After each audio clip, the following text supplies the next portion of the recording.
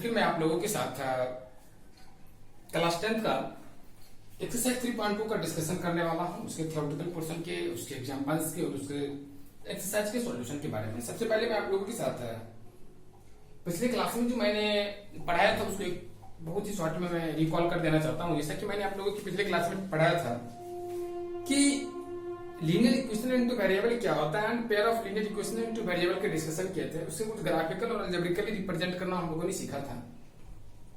इस लेक्चर में मुझे पढ़ना है कि pair of linear equation into variable का सॉल्यूशन के बारे में।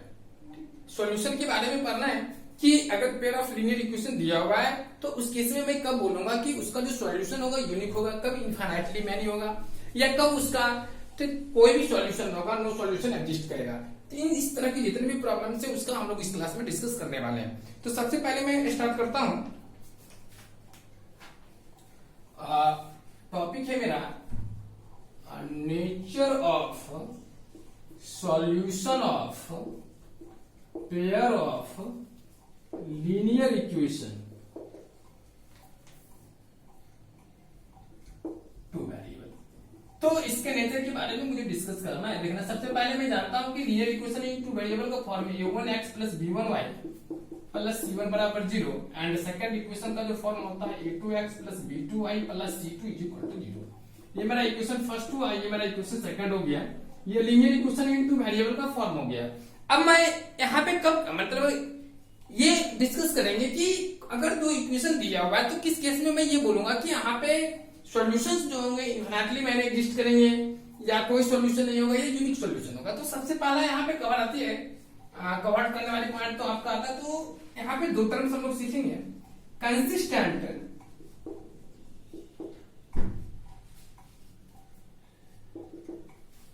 Consistent system of linear equation and inconsistent system of linear equation.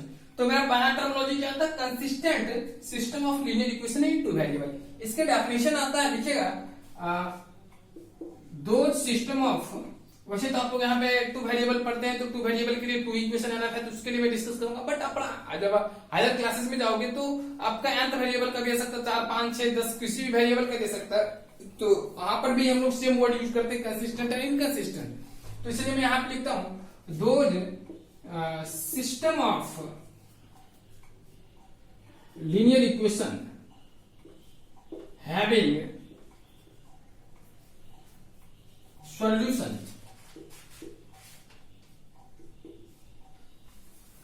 solution is called consistent system of linear equation in two variable। तो कंसिस्टेंट का मतलब होता है कि अगर उसका कोई सॉल्यूशन हो। अब सॉल्यूशन का मतलब भी वहां पे दो पॉइंट होती है कि अगर जो जैसे यहाँ पे हमने देखा है कि सॉल्यूशन, तो ये सॉल्यूशन का मतलब होता है दो पार्ट, या तो आपका इनफिनिटली मैनी आ जाएगा या फिर आपका यूनिक आ जाएगा। तो ये दोनों जो पॉसिबिलिटी है ना इसी के अंदर में एग्जिस्ट करती है। तो आप लोग याद रखना कि कंसिस्टेंट मीन्स दो system of linear equation having solution is called consistent system of linear equation in two variable. Particularly तो मैं यहाँ पे टू वेरिएबल का डिस्कस कर रहा हूँ, या आप यहाँ पर ये हटा भी सकते हैं, या सिस्टम ऑफ लीनियर इक्वेशन लिखिए, ठीक रहेगा, क्योंकि हर जगह मतलब हर वेरिएबल के लिए वो आपका एलिजिबल डेफिनेशन रहेगा। तो यहाँ पे सॉल्यूशन का मतलब इनफिनिटली मैनी और यूनिक दोनों आ जाता है इसी में। तो जब कभी भी आपको कंसिस्टेंसी की बात कोई बोले तो आपके दिमाग में ये दोनों पॉइंट आने चाहिए कि हो सकता है कि आपका यूनिक सॉल्यूशन भी हो या इनफिनिटली मैनी सॉल्यूशन भी हो। तो ये दोनों पॉसिबिलिटी होती है किसी भी consistent system of linear equation in two variable में बनती है। तो ये आपका कंसिस्टेंट होता है। उसके बाद आता है आपका एक इनकंसिस्टेंट। तो इनकंसिस्टेंट किसको बोलते हैं, दो system of linear equation having no solution is called inconsistent system of linear equation. और इस केस में इसका कोई भी सॉल्यूशन एग्जिस्ट नहीं करता है। तो इस तरह से हम लोगों ने दो चीजें पढ़ ली। अब देखिए, जैसा कि आप जानते हैं कि किसी भी system of linear equation X Y दो वेरिएबल है, तो जब उसका सॉल्यूशन करते हैं तो वो कंप्लीटली रूप से उसके कोएफिशिएंट पे डिपेंड करता है उसका सॉल्यूशन। अगर उसके कोएफिशिएंट पे डिपेंड करता है तो हम लोग क्यों नहीं, अगर हम लोग जब ये जान गए कि उसके कोएफिशिएंट पे डिपेंड करता है तो इसका मतलब क्या हुआ कि nature of solution nature of solution of pair of linear equation in two variable भी जो होगा वो कंप्लीटली रूप से उसके nature of solution of pair of linear equation in two variable वो कंप्लीटली रूप से आपका coefficient of X and Y पे डिपेंड करेगा। अगर आपका coefficient of X and Y पे डिपेंड करेगा तो मैं उस एक्स और वाई के कोएफिशिएंट के बीच का रिलेशनशिप देखना चाहूंगा। देखिए क्या वो रिलेशन है। एक्चुअली अगर आप लोग इसमें दो टर्म समझ लेते तो और आपको फायदा रहता, वो है स्लोप के बारे में अगर जानते, बट आपकी क्लास में स्लोप नहीं है तो आपको काफी बेहतर ढंग से समझ में आते, लेकिन मैं उसको बाद में डिस्कस करूंगा। फिर कभी आप क्लास 11 में जाओगे तो मैं एक बार शॉर्टकट में उसके बारे में बता दूंगा, बस 2 मिनट की काम है, स्लोप को बारे में बता दूंगा तो फिर आप आराम से इसके बारे में और भी अच्छे से पहचान लोगे। चलिए तो अब मैं बात करता हूं, जैसा कि अगर आप जानते हैं कि आपका सिस्टम ऑफ लीनियर इक्वेशन देखिएगा a1x plus b1y plus c1 बराबर 0, दूसरा equation a2x plus b2y plus c2 बराबर 0, ये आपका system of linear equation in two variable है। अगर मैं इसकी सॉल्यूशन ऑफ नेचर की बात करूंगा तो यहाँ पे क्या होती है कि आप पहले इक्वेशन का ग्राफ ड्रॉ करोगे, फिर दूसरे इक्वेशन का ग्राफ ड्रॉ करोगे। ग्राफ ड्रॉ करने के बाद अब यहाँ पे जब हम सॉल्यूशन की बात करते हैं तो मैंने सॉल्यूशन का मीनिंग बताया था कि जब दो इक्वेशन है तो दो इक्वेशन का सॉल्यूशन का मतलब हुआ जो दोनों इक्वेशन अलजेब्रिकली अगर मैं बात करूं तो दोनों इक्वेशन को सेटिस्फाई करे, और उसी को अगर मैं ग्राफिकली बात करूं तो ऐसे बताऊंगा कि दोनों, अगर इसका भी ग्राफ लाइन एक लाइन होती है, इसका भी ग्राफ एक लाइन होती है, तो दोनों लाइन की जो कॉमन पॉइंट होगी वही उसका सॉल्यूशन को रिप्रेजेंट करता है। तो अगर उसकी दोनों लाइन की जो कॉमन पॉइंट उसकी सॉल्यूशन होती है, अगर आपका दोनों लाइन की कॉमन पॉइंट उसकी सॉल्यूशन होती है तो डेफिनेटली रूप से एक दिमाग में यह भी क्वेश्चन हम लोगों के साथ एराइज होगा कि अगर दोनों लाइन की कॉमन पॉइंट इसकी सॉल्यूशन होती है तो किसी भी प्लेन में दो लाइन की क्या क्या पॉसिबिलिटी होती है, ये क्वेश्चन मेरे दिमाग में राइज करेगा। तो किसी भी प्लेन में जो लाइन की पॉसिबिलिटी होती है वो 3 ही हो सकती है। एक पार्टिकुलर प्लेन में या तो एक दूसरे की वो पैरेलल होगा, या इस तरह इंटरसेक्ट करेगा, या एक दूसरे के कोइंसाइड कर जाएगा। मतलब कोइंसाइड करने का मतलब क्या, एक दूसरे को कवर कर लेगा, इसी पे वो रिक्यूरी कर लेगा। तो इसका मतलब ये दो पॉसिबिलिटी आता है। तो यहाँ पे जब ये हम लोग समझ गए कि यहाँ पे दो लाइन की जो पॉसिबिलिटी यही चीज आ सकती है, तो अगर ये 3 पॉसिबिलिटी होती है तो मैंने क्या बोला कि इस केस में बताना है, मतलब ये 3 पॉसिबिलिटी है तो तीनों पॉसिबिलिटी में से बताना है कि कब कितने सॉल्यूशन एग्जिस्ट करते हैं। तो जैसा कि मैंने बताया था कि सॉल्यूशन का मतलब होता है कि दोनों लाइन, अगर 2 इक्वेशन दिया हुआ तो दोनों में कितने पॉइंट कॉमन है। तो अगर दोनों एक इधर पैरेलल है तो अगर मैं इसको इनफिनिटली एक्सटेंड करूंगा तो भी ये कभी एक दूसरे को किसी भी पॉइंट पे इंटरसेक्ट नहीं करेगा। That means there does not exist any common point that lies on both line, जो दोनों पे लाई करेगा। तो इस केस में क्या होगा कि यहाँ पे जो होगा कोई सॉल्यूशन होने की पॉसिबिलिटी नहीं बन रही है, तो ये आपका नो सॉल्यूशन होगा। अगर आपका स्ट्रिक्ट कंडीशन के बारे में बात करोगे तो ये एक दूसरे को इंटरसेक्ट करती है। अगर ये दोनों एक दूसरे को इंटरसेक्ट करता है तो कितने पॉइंट पे, एक पॉइंट पे। तो ये मेरा कितना हो गया, सिंगल पॉइंट पे इंटरसेक्ट करे, तो इस केस में क्या होगा, इसका यूनिक सॉल्यूशन होगा।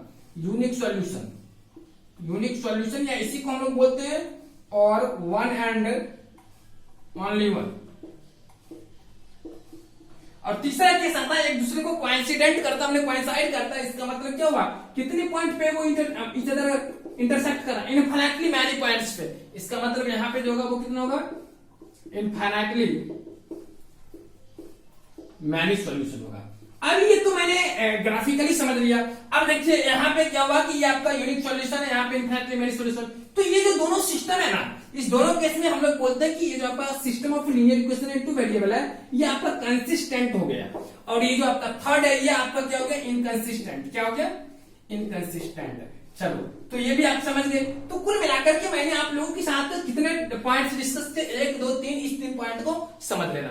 अब क्या है कि आपको मैंने बोला कि आप अगर स्लोप के बारे में पहले से आपको आइडिया रहता तो मैं उसका मैं यूज कर सकता था ताकि आपको समझा सकता था कि ये जो कोएफिशिएंट के बीच रिलेशनशिप आया वो कहां से आया। लेकिन एक्चुअली आपके क्लास में ये है नहीं, इसलिए मैं उसका डिस्कस नहीं करता हूँ, आप लोग को भी अच्छे बता देता हूँ तो आप समझ सकते। लेकिन अगर क्लास 11th में जाओगे तो आपको ध्यान रखना, बता रहा हूं मैं।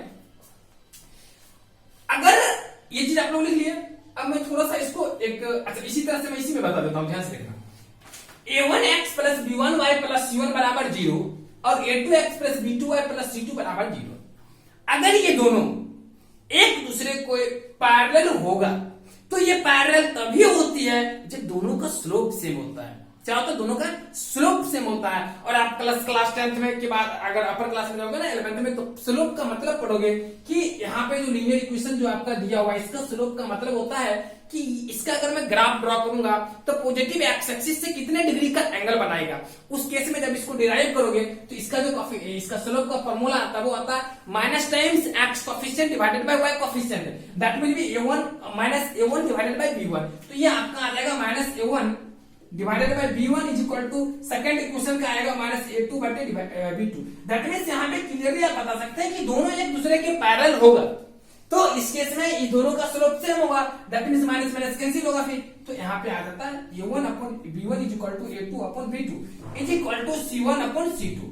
तो ये जो कंडीशन होता है a1 upon a2 is equal to b1 upon b2 is equal to c1 is equal to not c1 upon c2, ये जो आपका कंडीशन होता है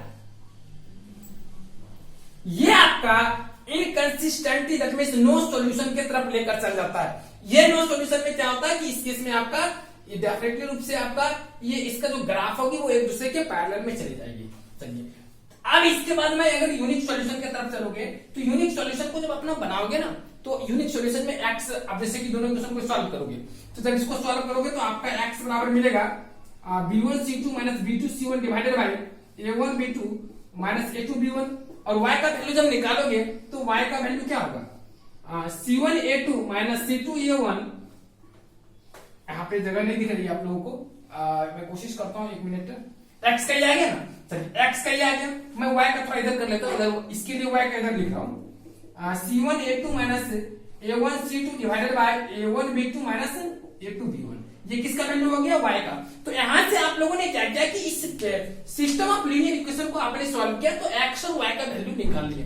तो यहाँ पे क्वेश्चन ये अराइज होता है कि ये पॉसिबल होगा, मतलब ये x और y का वैल्यू पॉसिबल तभी ना होगा जब ये डिफाइन होगा, मींस दैट ये तभी डिफाइन होगा जब डिनोमिनेटर का पार्ट जो होगा 0 के बराबर नहीं होगा। मींस दैट इसको अगर मैं ऊपर कर लूं यहाँ पे स्पेस कम है तो आप कह सकते हैं a1 b2 minus a2 b1 is equal to not 0, that imply that a1 b2 is equal to not a2 b1। अगर इसको आप इधर कर लोगे तो a1 upon b1 is equal to not a2 upon b2। तो ये जो हो गया आपका रिक्वायर्ड कंडीशन हो गया फॉर इंटरसेक्टिंग बोथ लाइन। अगर एक दूसरे को वो इंटरसेक्ट करता है मींस दैट अगर आप यहाँ पे कह सकते हैं कि यूनिक सॉल्यूशन के केस में system of pair of linear equation in two variable के केस में आपका a1 upon b1 is equal to not a2 upon b2 होगा। इसी कंडीशन में आपका जो होगा इस system of linear equation in two variable का आपका यूनिक सॉल्यूशन होगा, that means one and only one solution होगा।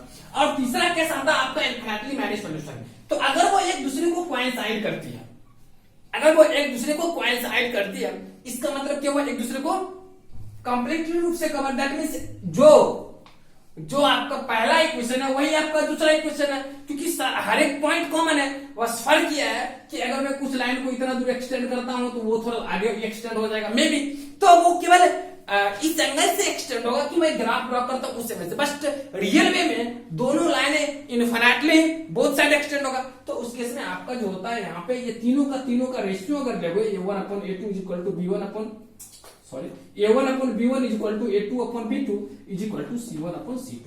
तो कुल मिलाकर के आप लोग याद रखना, क्या याद रखोगे कि ध्यान से देखेंगे किसी भी system of linear equation in two variable में अगर मैं solution of system of linear equation two variable की डिस्कस करें तो यहाँ पे सबसे पहले दो टर्म आते हैं कंसिस्टेंट एंड इनकंसिस्टेंट।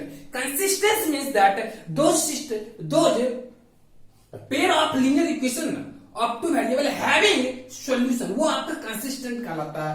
और जब सॉल्यूशन की बात करते हैं तो किसी भी सिस्टम में किसी भी सिस्टम ऑफ लीनियर इक्वेशन में आपका वहां पे सॉल्यूशन इनफिनिटली मैनी, और दूसरा आपका केस आ जाता है क्या, one and only one means that unique solution. तो इस केस के लिए जो होता है अगर आपका इनफिनिटली मैनी होता है तो उस केस में जब उसका हम ग्राफ ड्रॉ करते हैं तो वो ईच अदर ओवरलैप कर जाती है, दैट मींस कोइंसाइड कर जाती है। फिर आपका इसका जो कोएफिशिएंट के बीच रिलेशनशिप है वो है a1 upon b1 equal to a2 upon b2 equal to c1 upon c2, और ये आपका ग्राफिकल कंडीशन भी मैंने बता दिया और इसके बाद सारा पॉइंट यहाँ पे डिस्कस कर दिया। अगर आप यूनिक सॉल्यूशन की तरफ चलोगे तो आपका one and only one solution होगा, और लेकिन यहाँ पे कंडीशन होगा कि a1/b1 equal to not a2/b2 होगा। ये आपका सेकंड पार्ट का आ गया। अगर आप पैरेलल की कंडीशन में चलोगे तो यहाँ पे नो सॉल्यूशन होगा और आपका ये इनकंसिस्टेंट होगा। उसके बाद a1/b1 equal to a2/b2 equal to not c1/c2 होगा। तो इस तरह से हम लोगों ने इसको बना लिया। आपकी बुक में इसी चीज को ना एक टेबल बना करके बताया, मैं थोड़ा सा यहाँ पे रफ में बता दिया। चलिए, अगर आप लोगों ने ये चीज समझ ली है तो अब आप लोग इसको लिख लेंगे अच्छे से। अब मैं बताता हूँ आपको, इसके एग्जांपल्स की तरफ चलता हूँ और ग्राफ ड्रॉ करना आप लोगों को सिखाता हूँ। देखिए, और इसी में आपके एग्जांपल में ग्राफ भी ड्रॉ करने को बोला गया। तो सबसे पहले मैं एग्जांपल की तरफ चलता हूँ। ये सारा चीज मैंने आपको बता दिया। सबसे पहले आपका एग्जांपल नंबर 4 देखिएगा। कहता check graphically whether the pair of equations intersect और नेट। यहाँ पे सबसे पहले दो आपका इक्वेशन दिया हुआ ना, एग्जांपल नंबर 4, ये करा चेक करने के लिए क्या वो इंटरसेक्ट भी करता है या नहीं करता है। ध्यान से देखिए, सबसे पहला आपका इक्वेशन x + 3y = 6। तो हम लोग लेते हैं एग्जांपल नंबर 4। आपका सिस्टम का जो इक्वेशन जो भी दिया हुआ फटाफट हम लोग ग्राफिकली चेक करने को बोल रहा है, तो मैं आराम से पहले इक्वेशन लिखना पसंद करूंगा। आपका 1 2 3 4 5 6 7 8 -1 -2 -3 -4 -5 -6 -7 1 2 3 4 5 6 7। फिर आप डिनोमिनेटर -1 -2 -3 -4 -5 -6 लीजिए। आपका पहला इक्वेशन है आपका है x + 3y = 6। ये पहला इक्वेशन है। इसके लिए आप टेबल अगर बनाओगे तो इस तरह से कुछ टेबल बनेगा, ये आएगा, ये आपका x ये y आ गया। अब इसमें पॉइंट रखोगे, अगर x का वैल्यू आप 0 रखते हो तो y का वैल्यू आपका 2 आएगा। x का वैल्यू आपको अगर 3 रखते हो तो y का वैल्यू 1 आएगा। x का वैल्यू अगर -3 रखते हो तो y का वैल्यू आपका कितना आ जाएगा, 3 आ जाएगा। इस तरह से हमने पहला इक्वेशन का ले लिया। चलिए, इसको अगर आप लिखना चाहते हैं तो 1 2 3 4 5 6 7 8, और ये भी आपका 1 2 3 4 5 6 7, ये आपका -1 -2 -3 -4 -5 -6 -7, ये आपका -1 -2 -3 -4 -5 -6, ये आ गया। x का वैल्यू 0 तो y का वैल्यू 2। अगर ये आपका 0 हो गया, x का वैल्यू 0 तो y का वैल्यू 2, ये पॉइंट हो गया आपका 0 2। फिर लेते हैं x का वैल्यू 3 तो y का वैल्यू 1, x का वैल्यू 3 तो y का वैल्यू 1, ये आपका पॉइंट आ गया 3 1। ठीक, इसके बाद x का वैल्यू -3 तो y का वैल्यू 3। अगर मैं x का वैल्यू -3 लिया तो y का वैल्यू 3, तो ये आपका पॉइंट आ गया 3। अब इस तीनों पॉइंट को आप मिला सकते हैं आराम से। ये आपका जो हो गया, ये स्टेट लाइन जो आपका जा रही है, ये आपका पहले इक्वेशन का ग्राफ हो गया। दूसरा जो दिया हुआ 2x - 3y = 12 दिया हुआ, उसको भी मैं ले लेता हूं यहाँ पे 2x - 3y = 12। तो फटाफट हम लोग ले लें, फटाफट हम लोग देख रहे हैं। इसमें भी वही कहानी करेंगे, x और y ले लिए, 3 डब्बा बना दिए। x का वैल्यू अगर मैं 0 पुट कर दिया तो y का वैल्यू आपका कितना आ जाएगा, -4 आ जाएगा। x का वैल्यू अगर मैं 2 पुट कर दिया, 3 पुट कर देता हूं, अगर x का वैल्यू 3 पुट कर दिया तो y का वैल्यू क्या आ जाएगा, -2 आ जाएगा। अगर x का वैल्यू आप क्या कहता हूं 6 पुट कर दिया, मैं अगर 6 पुट कर दिया 4 5 6, अगर चलिए मैं x का वैल्यू 6 पुट कर दिया तो y का वैल्यू आपका आराम से 0 आ जाएगा। चलिए, इतना हो गया। अब x का वैल्यू 0 तो y का वैल्यू -4, 0 लिए तो y का वैल्यू -4, ये आपका 0 -4 हो गया। फिर x का वैल्यू 3 तो y का वैल्यू -2, अगर x का वैल्यू 3 ले लिए तो y का वैल्यू -2 आ गया, यहां पे आ जाएगा 3 -2। अगर x का वैल्यू 6 ले तो y का वैल्यू 0 आ जाएगा। तो ये पॉइंट हो गया। तो कुल मिलाकर के एक जो स्थिति जा रही है इस पॉइंट से गुजर रही है, गुजर के। अब यहाँ पे पूछ रहा है केवल इसके ग्राफ के बारे में चर्चा करना कि check graphically whether the pair of equation intersect और नॉट। तो यहाँ पे कहां पे मतलब इंटरसेक्ट करता है कि नहीं, ये पूछ रहा है। तो आप देख सकते हैं कि दोनों ग्राफ इधर क्या किया, इंटरसेक्ट कर गया। अब किस पॉइंट पे इंटरसेक्ट किया, अगर आपसे पूछेगा तो आप कोऑर्डिनेट बनाते होगे तो आपको फ्रेश पॉइंट दिखेगी।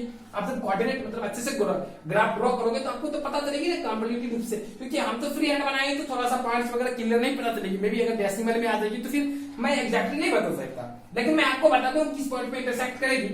1 मिनट का काम है।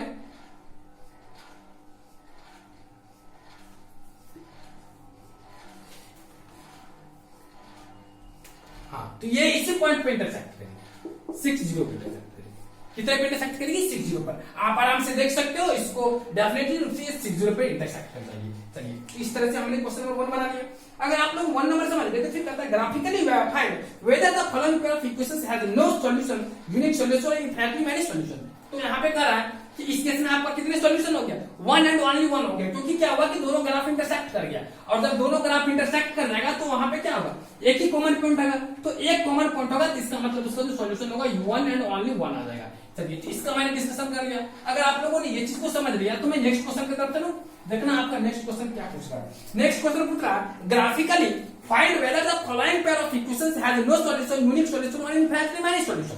तो फटाफट मैं एक रेफरेंस लाइन बनाऊंगा, रेफरेंस सिस्टम बनाऊंगा और आप आराम से करोगे क्या। ये आपका एग्जांपल नंबर 5 है और ये आपका एग्जांपल नंबर 5 है और ये आपका 1, इधर 2, इधर आपका 3, ये आपका 4, ये आपका 5, यहाँ पे 6, ये 7, ये 8 आ रहा। फिर लेफ्ट में अगर चलोगे तो -1, -2, -3, -4, -5, -6, -7। फिर डिनोमिनेटर की तरफ चलोगे, डिनोमिनेटर कहते डाउनवर्ड डायरेक्शन चलोगे तो -2, -3, -4 आ जाएगी। फिर ये ऊपर में 1, ये आपका 2, ये 3, ये 4, ये आ गया। अब यहाँ पे है कि आपका इक्वेशन जो दिया हुआ एक आपका 5x - 8y + 1 = 0 दिया हुआ। अब यहाँ पे सवाल पूछ रहा है कि आपका कहाँ पे इंटरसेक्ट करेगा, ये मतलब यहाँ पे पूछ रहा है, ये सिंपल बात है कि ग्राफिकली बताना कि ये क्या एक दूसरे को इंटरसेक्ट करेगा या पैरेलल होगा। वैसे तो इस सॉल्यूशन की बात बोल रहा है कि graphically find whether the following pair of equations has no solution या यूनिक सॉल्यूशन और इनफिनिटली मैनी सॉल्यूशन। ग्राफ से बताना। और आपका पहला ये इक्वेशन हो गया। अगर आप इसको ड्रॉ करोगे, देखना ध्यान से, चलिए x का वैल्यू अगर मैं 0 लिया तो y का वैल्यू आपका क्या हो जाएगा, 1/8 आ जाएगा। x का वैल्यू अगर मैं 2 ले लिया, देखिए 1/8 आपको लगेगा क्या ये 1/8 कहां होगा, बट मैं आपको बता दूं कि किस तरह से हम लोग लेंगे। यहाँ पर तो हम लोग थोड़ा सा मेरे पास स्पेस नहीं है, लेकिन मैं आपको बता दूंगा क्योंकि ये जो है ना ये चीज आप लोग के ग्राफ में जो होगा ना 1/8 आप लेना थोड़ा मुश्किल होगा, लेकिन फिर मैं मेरी कोशिश करूंगा देखने का। देखिएगा फिर मैं दूसरा लूंगा, अगर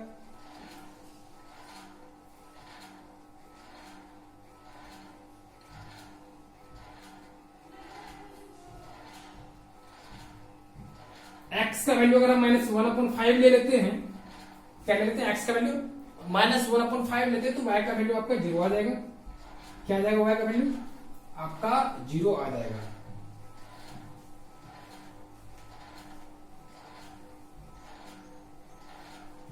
तो ये आपका y का वैल्यू 0 आ जाएगा। तो इस तरह से मेरा 2 पॉइंट मिल गया। एक तीसरा पॉइंट भी हम लोग ले ले। अगर मैं तीसरा पॉइंट की तरफ चला तो अगर मैं x का वैल्यू -5 ले लिया तो आपका ये जो y का वैल्यू होगा वो कितना आ जाएगा, -25 + 1 -24 ऐड जाएगा तो 24, फिर -3, ये -3 हो जाएगा। अब मैं इसको ग्राफ ड्रॉ करूंगा, देखना आपको कैसे करना। x का वैल्यू 0 तो y का वैल्यू 1/8, x का वैल्यू 0 तो y का 1/8। 1/8 का मतलब हुआ कि ये जो आपका 1 है ना, इसका 8 पार्ट में ब्रेक कर दो। मतलब 1/8 पार्ट में तो यहाँ पे कहीं होगा, छोटा सा पार्ट होगा एक, तो ये आपका करीब करीब यहीं पे समझ लीजिए यहाँ पे होगा ये पॉइंट। ये आपका कितना 0 1/8। फिर आपका x वैल्यू -1/5 तो y का वैल्यू 0, तो -1/5 क्या होगा -0.2 के आसपास जाएगा। तो 0.2 की तरफ जाएंगे तो इधर आपका कहीं होगा, ये पॉइंट इधर थोड़ा होगा, तो यहाँ पे ले लेते हैं -1/5 0। तीसरा आता है x वैल्यू -5 तो y का वैल्यू -3, x वैल्यू -5 तो y का वैल्यू आपका -3। एक पॉइंट यहाँ पे आता है और इसको 3 मिला देते हैं तो ये आपका आगे बढ़ते चले जाता है। ये आपको किसका इक्वेशन हो गया, ये आपका 5x - 8y + 1 = 0 हो गया। और दूसरा जो आपका इक्वेशन है आपका 3x - 24/5 3x - 24/5y + 3/5 = 0, ये आपका दिया हुआ है दूसरा इक्वेशन। अब इसका अगर मैं ग्राफ ड्रॉ करूंगा तो उसी तरह से मैं एक इस तरह के स्ट्रक्चर लूंगा और फिर आपका ये जो सिस्टम है, चलिए ये आपका x y हो गया। अगर मैं इसमें x का वैल्यू 0 पुट कर दिया, क्या पुट कर दिया, 0 पुट कर दिया, तो अगर मैं 0 पुट कर दिया तो y का जो वैल्यू आपका आएगा वो कितना आ जाएगा, 1/8 आ जाएगा इसमें। फिर आता है अगर हमें x का वैल्यू -1/5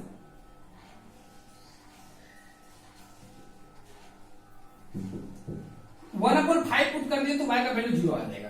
ठीक, फिर अगर आप नेक्स्ट पॉइंट लेना चाहते हैं तो आप ये भी ले लीजिए। अगर x का वैल्यू -5 लेते हैं तो y का वैल्यू देखते हैं हम लोग। अगर x का वैल्यू -5 लेंगे तो ये आपका कितना आ जाएगा अगर x का वैल्यू -5 लेते हैं तो -15 हो जाएगी। और फिर उसके बाद आपका अगर मैं 5 से मल्टीप्लाई किया तो ये आपका +75 आ जाएगा।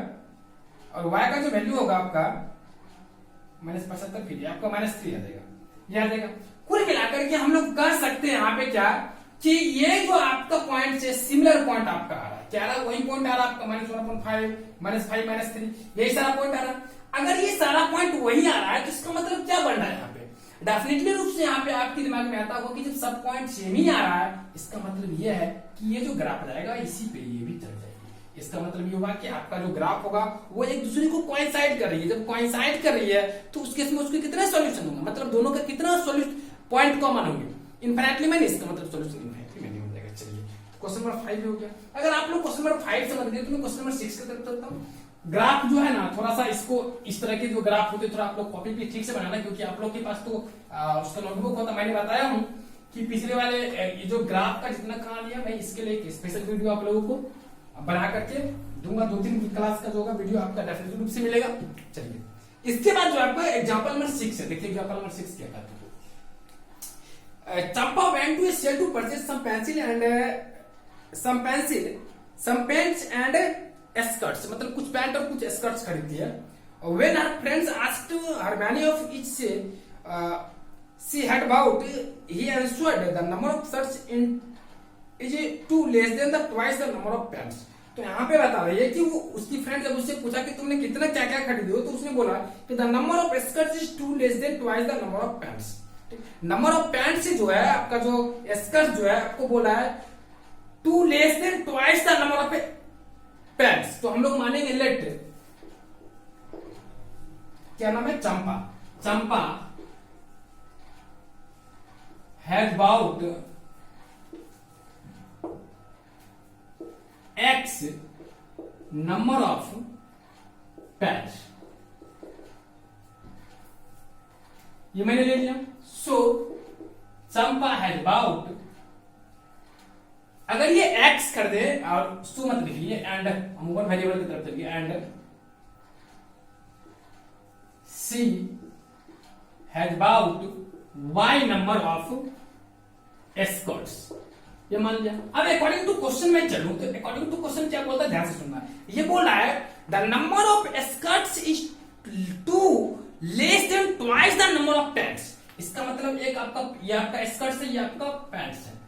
अब ये बोल रहा है कि ये जो है, ध्यान सुनना, ये आपका जो स्कर्ट्स जो खरीदा है वो आपका पैंट्स के डबल से 2 कम है। इसका मतलब डबल से 2 कम है, डबल में लेकर के 2 सब्ट्रैक्ट कर दे। अब यहाँ पे इसको बनाइए तो यहाँ पे एक इक्वेशन ये आ गया।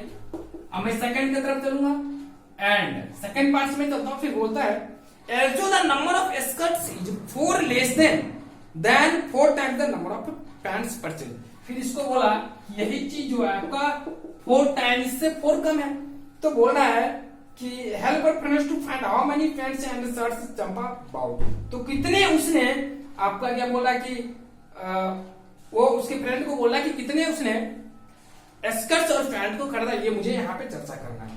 तो सबसे पहले बात यह है कि दोनों इक्वेशन को सॉल्व करना, तब तो मैं बताऊंगा। अगर मैं इसकी ग्राफिकली बात करूं तो सबसे पहले मैं आपको बताऊंगा, अगर आप ग्राफ बनाना चाहते तो आप ग्राफ बना लोगे, छोटा सा ग्राफ तो बनेगा ही इसका भी।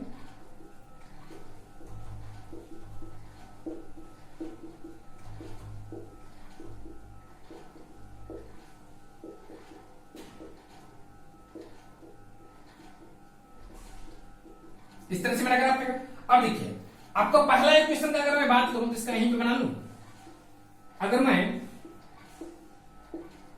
x का वैल्यू 0 लिया तो y का वैल्यू -2, x का वैल्यू 1 लिया तो y का वैल्यू 0, x का वैल्यू 2 लिया तो y का वैल्यू 2, ये आ गया। अब इसमें पुट करें तो x का वैल्यू 0 तो y का वैल्यू 2, 0 तो y का वैल्यू -2, ये आ गया 0, ये पॉइंट हो गया 0 -2। फिर आपका x का वैल्यू 1 तो y का वैल्यू 0, ये आ गया 1 0। फिर x का वैल्यू 2 तो y का वैल्यू 2, x की वैल्यू 2 तो y की वैल्यू 2। अगर मैं इस तीनों पॉइंट को मिला दिया, ये जो लाइन मिली इसकी इक्वेशन होगी। फिर मैं इसका अगर बनाया ग्राफ तो ये मेरा क्या है, ये ठीक से लेकिन आप लोग y बराबर ये इक्वेशन है। अगर मैं इसमें x और y दिया, x की वैल्यू 0 दिया तो y का वैल्यू -4, x का वैल्यू 1 दिया तो y का वैल्यू 4, फिर आप सॉरी 0, और अगर मैं x की वैल्यू 2 दिया तो y का वैल्यू 4, x की वैल्यू 0 तो y का वैल्यू -4, तो 0 दिया तो y का वैल्यू -4, ये आ जाएगा। फिर आपका x की वैल्यू 1 तो y का वैल्यू 0, एक 1 0 ये आ जाएगा इस 2 पॉइंट से, और x की वैल्यू 2 तो y का वैल्यू 4, x की वैल्यू 2 तो y का वैल्यू 4, तो 4 आपका इधर कहीं आएगा।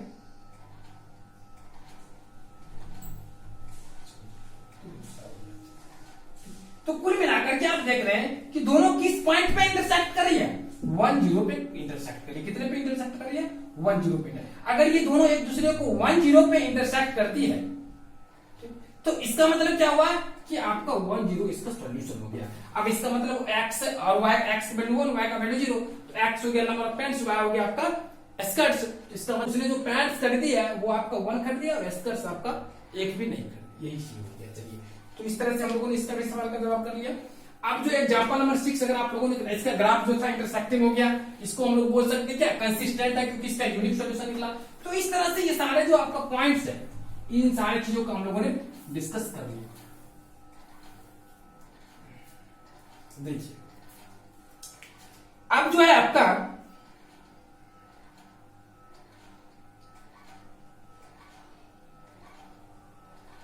एक्सरसाइज 3.2 की तरफ चलते हैं। इसमें कह रहा है form the pair of linear equation in the following and their solution graphically. तो पहले कहता है इसका जो ग्राफ इसका बनेगा वो बनाने के लिए, उसके बाद फिर सॉल्यूशन करने के लिए। तो कहता है 10 student of class 10 took part in a mathematics quiz if the number of girls is 4 more than the number of boys। तो टोटल स्टूडेंट्स कितना पहले लिखेंगे ये नंबर, लेट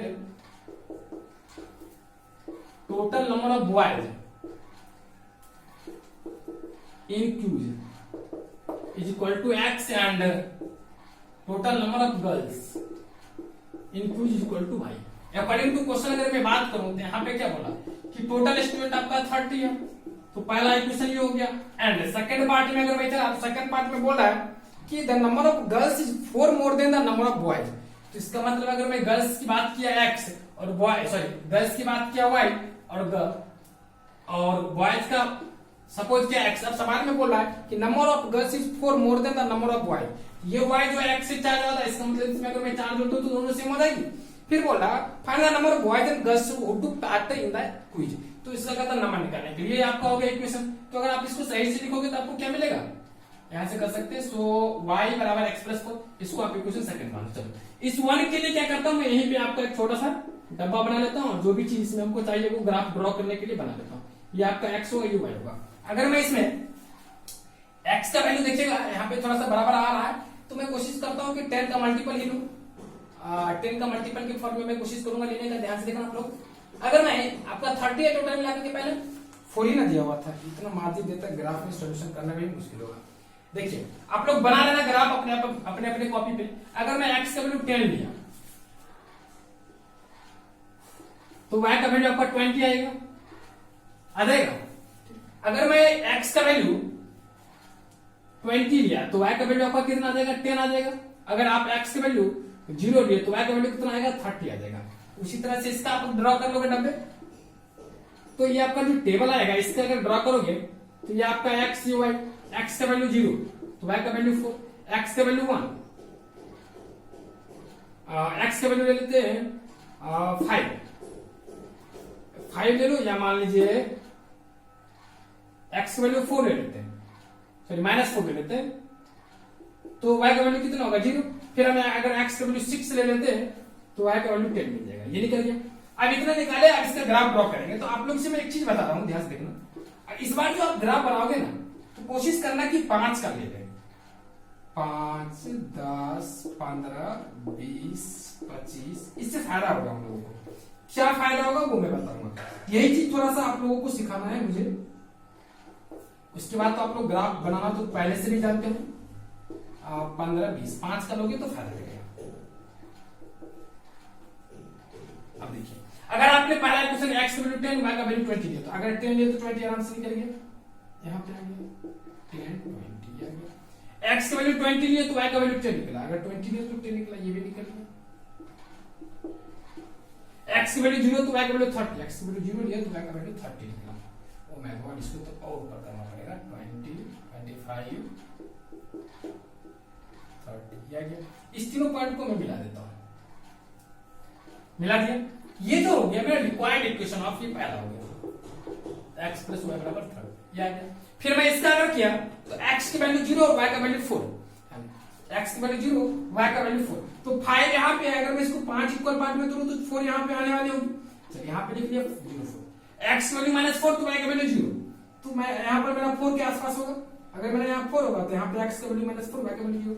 फिर मैं अगर कोई x का वैल्यू 6 तो y का वैल्यू 10, तो x का वैल्यू 6 लेंगे तो यहाँ से थोड़ा ज्यादा लेना पड़ेगा। ये क्या, अच्छा 6 तो y का वैल्यू 10, तो यहाँ पे चल जाएगी। तो इस तरह से जो y आपका तीनों पॉइंट निकल गया, ये आपका कितना है 16 लिख लीजिए, आप लोग कॉपी पे लिखते चलेंगे। तो दोनों का दोनों जो ग्राफ है एक पॉइंट पे इंटरसेक्ट किया, क्या ना, इस पॉइंट पे इंटरसेक्ट किया। अब इस पॉइंट का क्या कोऑर्डिनेट है, तो आप लोग कॉपी पे जब बनाओगे तो आप लोग को थोड़ा क्लियरिटी ज्यादा मिलेगी, मुझे तो नहीं मिला, लेकिन फिर भी मैं बता रहा हूं कि इसके दोनों जो इंटरसेक्ट करेगा किस पॉइंट पे इंटरसेक्ट करेगा मैं वो बता रहा हूं।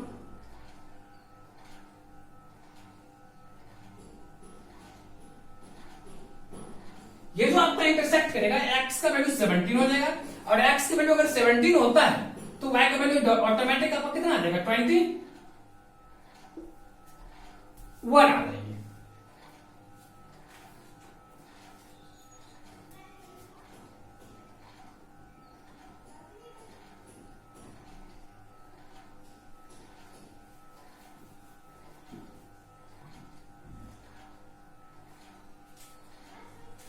नहीं वन नहीं आएगी, एक मिनट फिर से।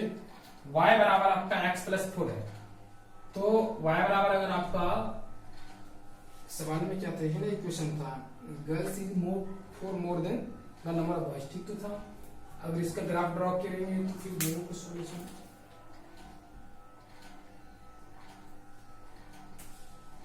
x की वैल्यू 17 और इसमें 17 कर दे, चलो 21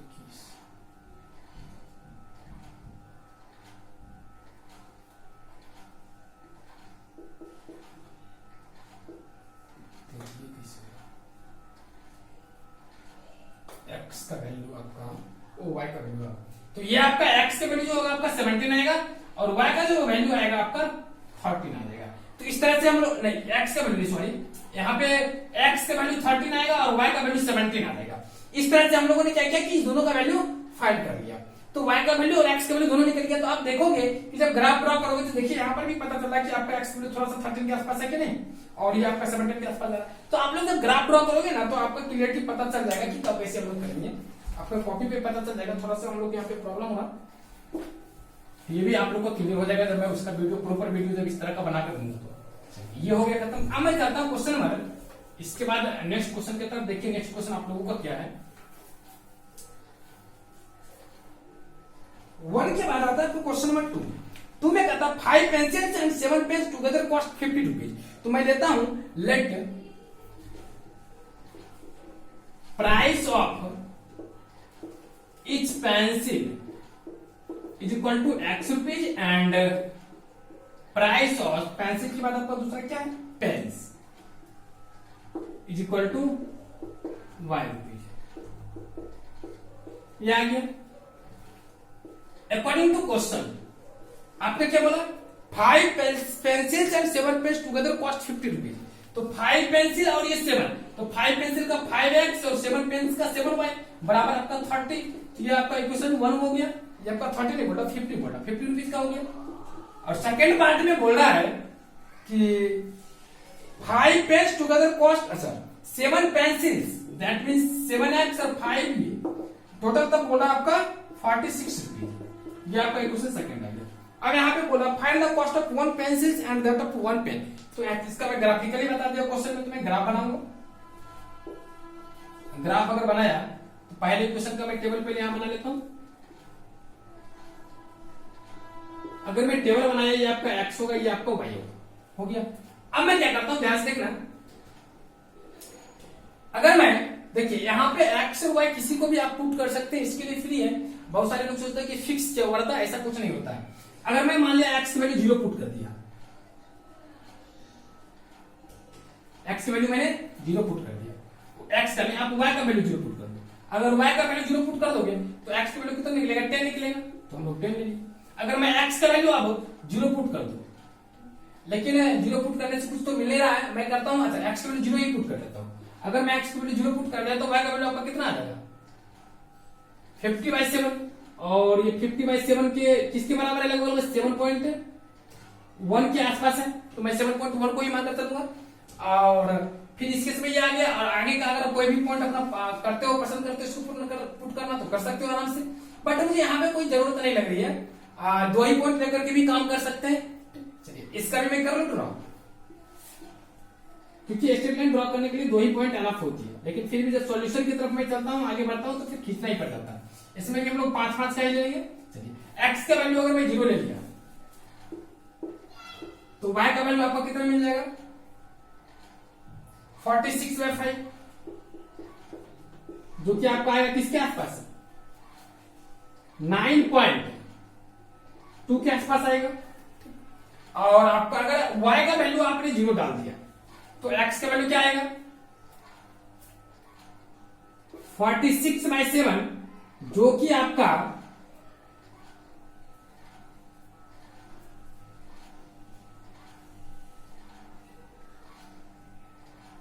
6.5 के आसपास चले जाएगा। अब मैं इसका ग्राफ ड्रॉ करता हूं, देखिए 5-5 का मैं ले लूंगा, 5, 10, 15, 20, इससे ज्यादा तो कहीं है नहीं। ये आपका 5, ये भी आपका 10, ये आपका 15, -5, -10, -15, लेफ्ट में -5, -10, -15। अब ये बोल रहा है कि यहाँ पे x का वैल्यू अगर मैं 10 लेता हूं तो y का वैल्यू 0, 10 लिया तो 0, एक तो इस पॉइंट से पास करेगा। चलिए दूसरा बात है, अगर मैं x का वैल्यू 0 लिया तो ये आपका 7.1 के आसपास आएगा, तो 0 लिया तो 7.1 यहाँ पे आसपास में होगा, तो इसको मैं ले लेता हूँ, इस चीज को 0 और 7.1। अब इसका लेता हूँ, इस दोनों को मिला देता हूँ, यही 2 पॉइंट मेरे लिए ठीक है ग्राफ ड्रॉ करने के लिए। अब इसके बाद आता है दूसरे इक्वेशन का, ये आपका, इसका मैं इसके ऊपर में नाम लिख लेता हूं, जो कि आपका है 5x + 7y = 50। फिर आता है x का वैल्यू 0 तो y का वैल्यू 9.2, 0 तो 9.2 ये आपका आएगा। फिर आता है x का वैल्यू 6.5, जो कि आपका यहाँ पे होगा करीब करीब, और y का वैल्यू 0 तो यहाँ पे यही रह जाएगी। अब इस केस में अगर मैं दोनों को मिलाता हूं तो ये दोनों एक दूसरे को एक पॉइंट में इंटरसेक्ट करते हैं। अब किस पॉइंट पे इंटरसेक्ट करती है वो फाइंड करना है, तो उसको मैं कैसे फाइंड करूंगा वो देखिएगा। इसका जो सॉल्यूशन आप लोग निकालोगे, ग्राफ पे जाओ, मतलब ड्रॉ करोगे, तो आपका जो एग्जैक्ट पॉइंट आएगा वही इसका सॉल्यूशन आ जाएगा। आप लोग अपने कॉपी पे देख लेना किस पॉइंट पे इंटरसेक्ट करेगी, बट मैं फिर भी अपने तरफ से करके बता देता हूँ किस पॉइंट पे इंटरसेक्ट करेगी। वो जो इंटरसेक्ट करेगी आपका,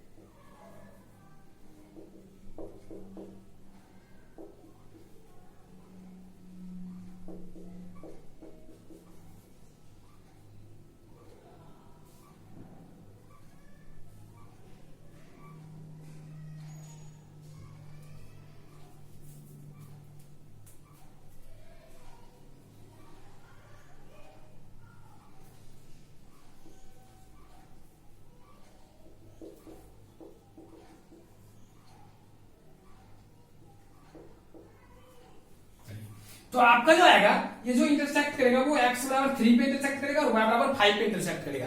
तो कुल मिलाकर जो ये आपका ग्राफिकली मैंने बताया, जो आपका केवल मेरा यहाँ पे ग्राफ बताने का तरीका यह है कि आप लोग ग्राफ सीखे बनाना, और इसके बाद ये तो सॉल्यूशन आप खुद ब खुद फाइंड कर लोगे कि दोनों पॉइंट जिस पॉइंट पे इंटरसेक्ट करेगा उसका कोऑर्डिनेट बता दोगे, वही आपका सॉल्यूशन हो जाएगा। मेरे पास यहाँ पे एग्जैक्ट फाइंड नहीं कर सकते हैं, मैंने आपको फिर भी बता दिया कि पॉइंट जो है एक दूसरे को इसी पे इंटरसेक्ट करेगा। चलिए ये हो गया 2 नंबर। अगर आप लोगों ने समझ लिया तो मैं चलता हूँ क्वेश्चन नंबर 3 की तरफ, जो कि बहुत इजी है आप लोगों के लिए। चलिए सबसे पहला है आपका, कहता है on comparing the ratio a1/b1 a2 b1/a2 c1/c2 find out whether the lines representing the following pairs of linear equation intersect at a point are parallel coincident. तो कहता है जो आपका pair of linear equation in 2 variable है, कब वो intersect कर रहा है, कब वो एक दूसरे के पैरेलल है, और कब वो आपका एक दूसरे के मतलब कोइंसाइड कर रहा है। ये तीनों केस में से बताना भाई, comparing a1/a2 b1/b2 and c1/c2। तो सबसे पहला इक्वेशन आप लोग लेते हैं, ये आपका है 5x - 4y + 8 = 0, और दूसरा इक्वेशन है 7x प्लस 6y माइनस 9 बराबर 0। तो आप यहां से कह सकते हैं कि आपका a1 अपन a2 जो आपका आ रहा है वो कितना आ रहा है 5/7 और b1 अपन b2 जो आ रहा है आपका कितना आ रहा है -4/6 which is equal to -2/3। तो कहेंगे since a1 upon a2 is equal to not b1 upon b2, जब ये नहीं आया सो यहाँ पे क्या होगा कि यहाँ पे जब a1 upon a2 is equal to not b1 upon b2 होगा तो इस केस में क्या होगा यूनिक सॉल्यूशन होगा। यूनिक सॉल्यूशन का मतलब क्या होगा, एक दूसरे को इंटरसेक्ट करेगा। तो यहाँ पे देख सकते हैं intersecting each other, intersecting lines, और इसके बाद जब इंटरसेक्टिंग करेगा मतलब यूनिक सॉल्यूशन आती है आपका क्या हो जाएगा कंसिस्टेंट होगा। सारा इंफॉर्मेशन लिख दी बट यहाँ पे डायरेक्टली मुझसे यही पूछ रहा था। चलिए इसी के साथ मैं क्वेश्चन नंबर 2 की तरफ चलता हूँ। वो आपका जो 9x plus 3y plus 12 is equal to 0 और दूसरा एक क्वेश्चन दिया हुआ है 18x plus 6y plus 24 is equal to 0। अगर आप a1 अपन a2 करोगे तो 9/18 इज इक्वल टू 1/2 और यहाँ पे b1 अपन b2 करोगे तो ये आपका 3/6 इज इक्वल टू 1/2 और यहाँ पे c1 अपन c2 करोगे तो ये भी आपका 12/24 इज इक्वल टू 1/2। तीनों का तीनों क्या होगा, कहोगे since a1 upon a2 is equal to b1 upon b2 is equal to c1 upon c2, जब ये तीनों से होता है तो उसके समय क्या बोलता हूँ कि दोनों लाइन क्या होगा इस तरह पैरेलल होगा। तो यहाँ पे बोल सकते हैं सॉरी लाइन पैरेलल का तो कोइंसाइड करेगा। तो यहाँ पे आराम से बोल सकते हो क्या लाइंस भी कोइंसिडेंट, मतलब एक दूसरे को कोइंसाइड करेगा और उसके बाद आपका लाइन एक दूसरे को कोइंसाइड करेगा। पहली पॉइंट ये होगी, दूसरी पॉइंट जब कोइंसाइड करेगा तो सॉल्यूशन क्या होगा इनफिनिटली मैनी होगा, इनफिनिटली मैनी सॉल्यूशन।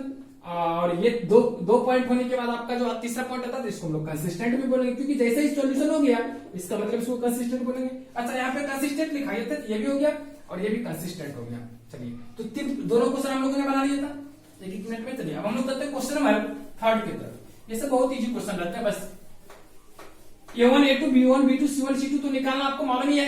a1 जो होता है पहले इक्वेशन का x का कोएफिशिएंट होता है, b1 आपका y का कोएफिशिएंट, c1 आपका कांस्टेंट है, जबकि a2 आपके दूसरे इक्वेशन का x का कोएफिशिएंट होता है। देखिए वन में थर्ड क्वेश्चन में इसको और मैं एक्सप्लेन करके मैं बताता हूं। देखिएगा 6x minus 3y plus 10 is equal to 0 और दूसरा इक्वेशन है 2x माइनस y प्लस 9 बराबर 0।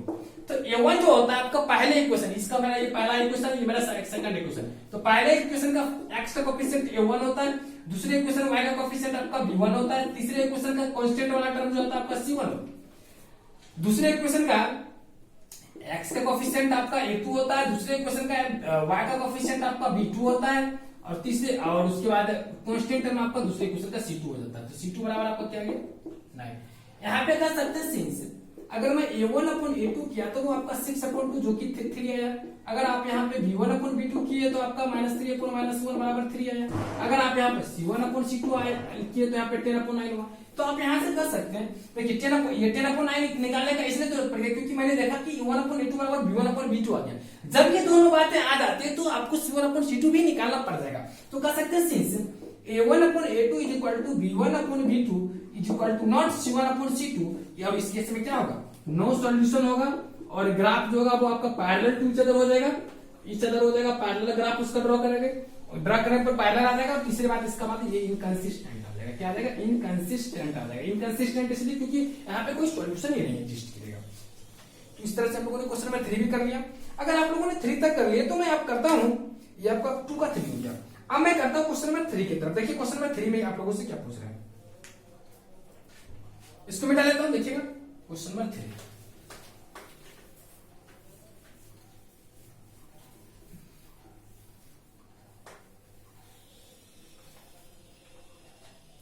क्वेश्चन नंबर 3 बोल रहा है on comparing the ratios a1 upon b1 a2 upon b2 c1 upon c2 find out whether the following pair of linear equations are consistent और inconsistent। तो consistent और inconsistent की बात हम लोगों से पूछ रहा है।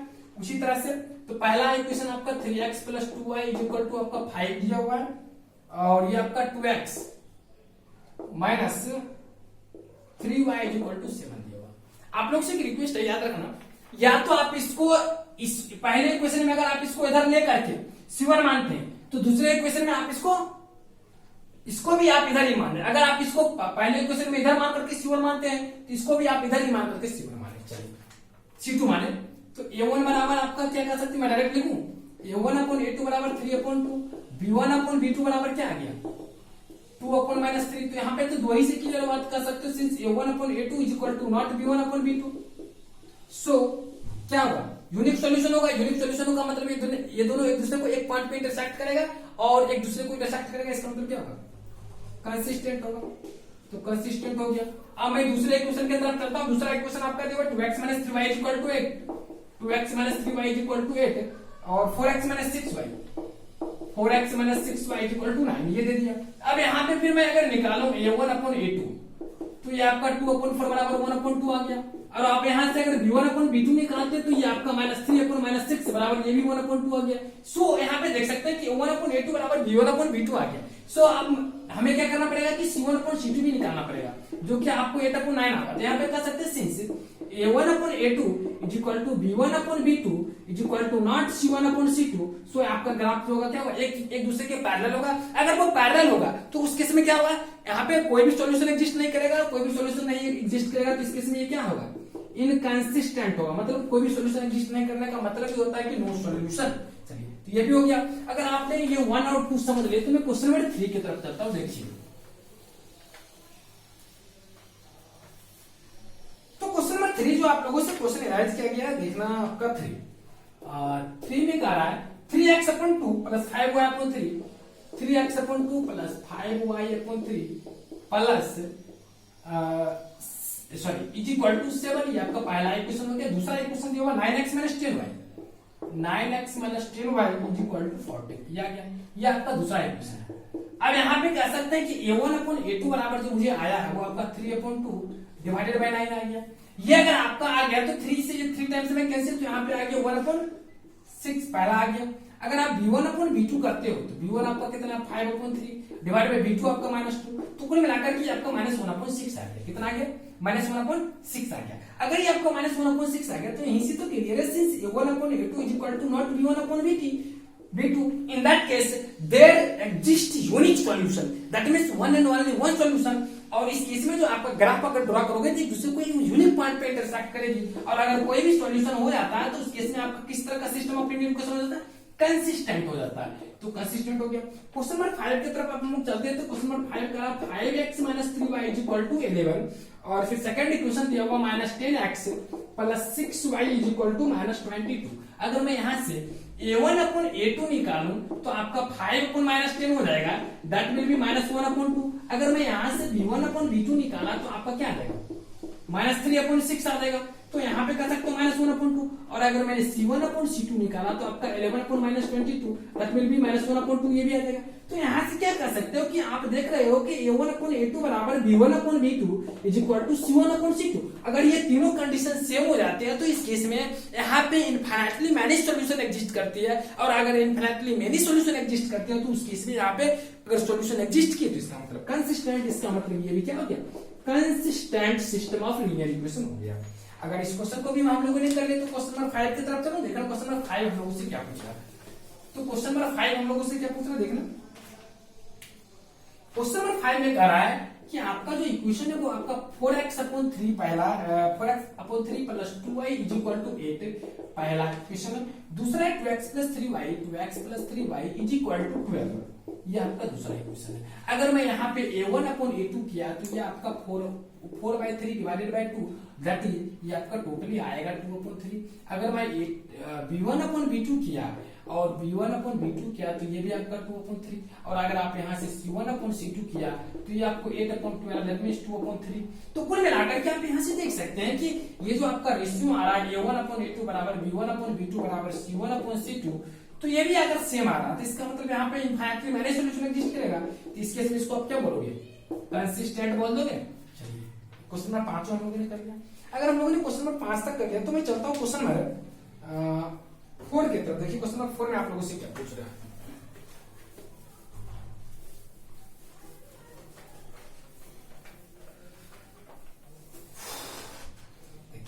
क्वेश्चन नंबर 4 में आप लोगों से पूछ रहा है करा which of the following pair of linear equations are consistent inconsistent if consistent obtain the solution graphically। अगर ये कंसिस्टेंट है तो इसको ग्राफिकली हम लोग को सॉल्व करना। सबसे पहले कंसिस्टेंटी और इनकंसिस्टेंसी की बात हम लोग करेंगे।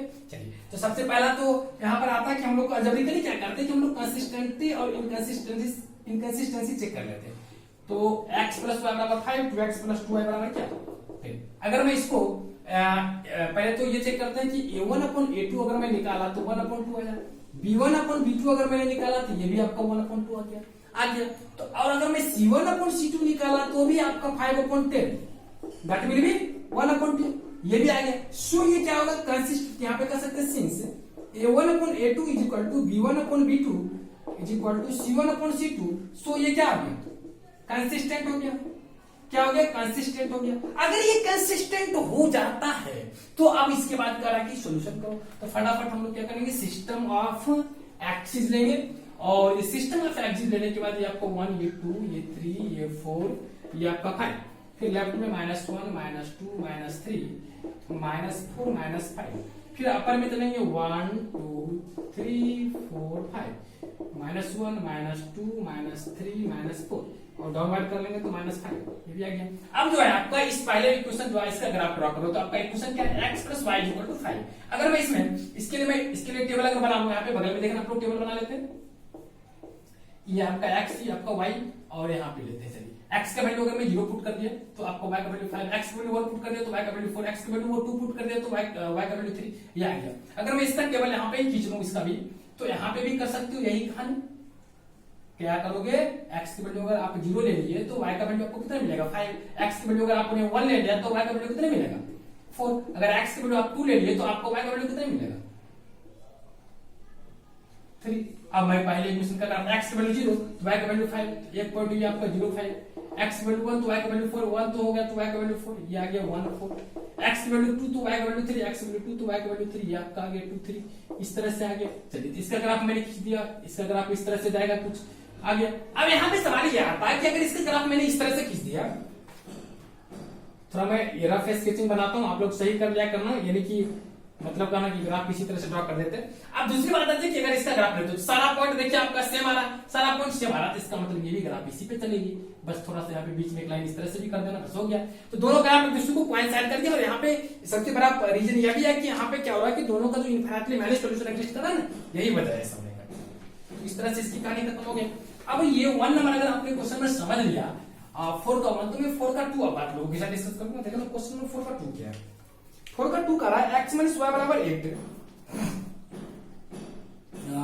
x - y = 8 और दूसरा दिया हुआ है 3x - 3y = 60। तो यहाँ पे क्या बोलोगे since a1 / a2 = 1/3, b1 / b2 = क्या -1 / -3 = 1/3। अगर आपने यहाँ c1 / c2 निकाला तो 8/16 बराबर 1/2। दैट मींस यहाँ से कह सकते हो कि a1 / a2 = b1 / b2 = not c1 / c2।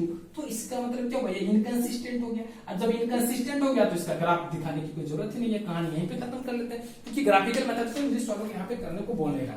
चलिए क्योंकि केवल उसी को बोला जो कंसिस्टेंट है, तो केवल यहाँ पे लिख दिया मैंने इनकंसिस्टेंट है। ये क्वेश्चन यहीं पे खत्म हो गया। अब इसके बाद मैं चलता हूं क्वेश्चन नंबर 3 की तरफ। देखिएगा 3 नंबर क्वेश्चन में क्या बोल रहा है। 3 नंबर में बोल रहा है, इसको मिटा लें, इसका कब काम खत्म है, इसका तो पहले ही काम खत्म हो गया था। मैं नेक्स्ट क्वेश्चन बता रहा हूँ 3 नंबर। 3 में बोला है 2x + y - 6 = 0, 2x + y - 6 = 0 और इसके बाद 4x - 2y इसके बाद है -4 = 6। तो यहाँ पे कर रहे हैं कि a1 / a2 = b1 not b1 / b2, क्योंकि a1 / a2 का वैल्यू क्या हो रहा है 2/4 हो रहा है और ये आपका कितना आ रहा है -1/2 आ रहा है। तो इसका मतलब दोनों सेम नहीं है। जब दोनों सेम नहीं है तो इसका ग्राफ ड्रॉ करते हैं। तो पहला मेरा समीकरण क्या है 2x + y - 6 = 0। अगर मैं इसका टेबल लिया,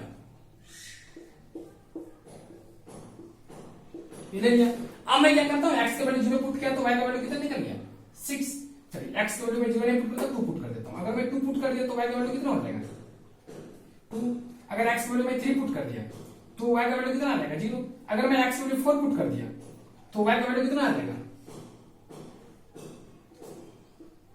-2 ये आ गया।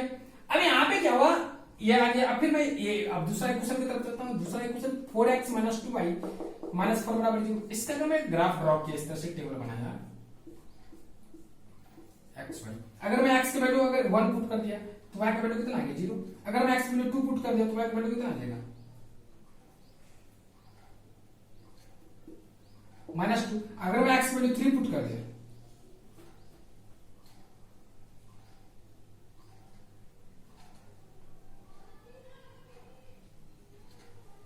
अगर x की वैल्यू में 3 पुट कर दिया तो आपका आ जाएगा 4 के 12 चल गया 8 और 8 8 8 8 8 राइट जाएगा तो -8 माइनस का 2.9 तो ये आपका 4 आ गया। तो इस तरह से अगर मैं इसका ग्राफ ड्रॉ किया तो यहाँ पे इसको ऊपर कर लेते हैं, x की वैल्यू 3 4 यहाँ पे 5 आ जाएगी, ये आपका 4 ये आपका 5 आ गया। अब देखिए सवाल में x की वैल्यू 2 तो y का वैल्यू 2, अगर 2 2 लेते तो ये आपका 2 2, फिर x की वैल्यू 3 तो y का वैल्यू 0, x की वैल्यू 3 तो y का वैल्यू 0, ये आपका 3 0 हो गया। x की वैल्यू 4 तो y का वैल्यू -2, x की वैल्यू 4 तो y का वैल्यू -2, तो ये आपका 4 -2 आ गया।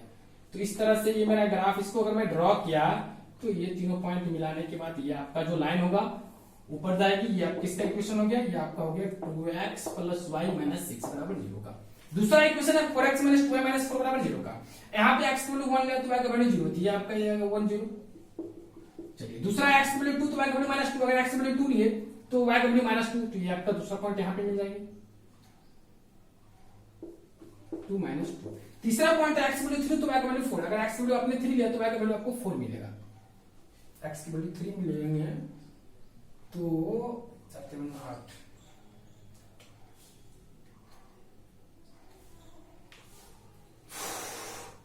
एक मिनट मैं फिर देखता हूँ, 4 2 रखता हूँ तो 4 2 8, 8 में से 4 गया 4 और ये पॉजिटिव आएगा। x की वैल्यू 2 तो y का वैल्यू 2 होगा, सॉरी 2 2 यहाँ पे जा रहा है। दूसरा पॉइंट ये देखिए 2 2 पे आना, यहाँ पे कैलकुलेशन गलत है। x की वैल्यू 3 तो y का वैल्यू 4, 3 तो y का वैल्यू 4। अब ये जो तीनों पॉइंट मिल रही है, इस तीनों पॉइंट को आप ज्वाइन करोगे तो देखो किस पॉइंट पे इंटरसेक्ट करेंगे। 2 2 पर तो 2 2 इसका सॉल्यूशन भी निकल गया और ग्राफिकली हम लोगों ने सॉल्व भी कर लिया। चलिए इस तरह से हम लोगों ने क्वेश्चन नंबर 3 भी कर लिया। अगर हम लोगों ने क्वेश्चन नंबर 3 कर लिया तो मैं चलता हूं क्वेश्चन नंबर 4 की तरफ। देखिए क्वेश्चन नंबर 4 में क्या है, तो 4 नंबर में क्या दिया हुआ है, एक छोटा सा क्वेश्चन है, देखना 4 में कह रहा है कि 2x - 2y - 2 बराबर 0, और दूसरा इक्वेशन दिया हुआ है 4x - 4y - 5 बराबर 0। तो यहाँ पे अगर a1/a2 निकालते हो तो आपका 2/4 बराबर 1/2 आएगा, क्योंकि a1 2 और a2 4। अब देखिए ये आपके इसके बाद b1/b2 अगर निकालते हैं तो आपका -2/4 - 4 इज इक्वल टू 1/2। इसके बाद अगर आप c1/c2 निकालते हो तो आपको क्या आ रहा है -2/5 बराबर 2/5। तो यहां से आपने क्या ऑब्जर्व किया, since a1/a2 is equal to b1/b2 is equal to not c1/c2। जब ये नहीं है इसका मतलब क्या हुआ, सो these lines are parallel to each other, और ये एक दूसरे के पैरेलल होगा, और ये पैरेलल होगा तो इस केस में ये क्या होगा, इनकंसिस्टेंट होगा। इनकंसिस्टेंट होगा क्योंकि कोई सॉल्यूशन ही एग्जिस्ट नहीं करेगा, एक दूसरे को किसी पॉइंट पे जब तक इंटरसेक्ट नहीं करता है तो कोई सॉल्यूशन नहीं होता, जैसा कि हम लोग जानते हैं। चलिए इस तरह से हम लोगों ने क्वेश्चन नंबर 4 कर लिया। अब हम लोग इसके बाद करता हूं क्वेश्चन नंबर 5 की तरफ। तो क्वेश्चन नंबर 5 क्या है देखना आप लोग,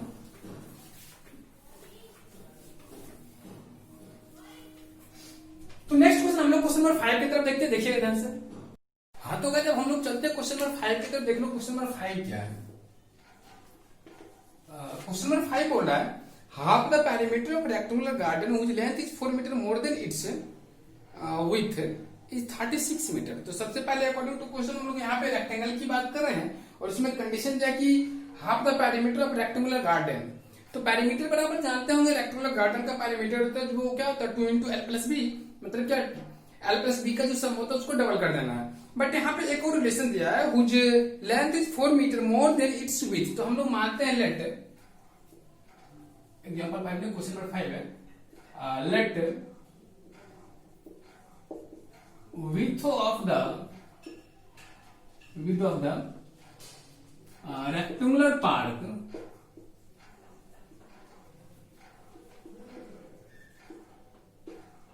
बी वाई। मैंने मान लिया कि आपका जो उसकी चौड़ाई है ना, अभी तो हम लोग बोलते हैं उसको, जो कि आपका वाई है, वाई यूनिट है, एंड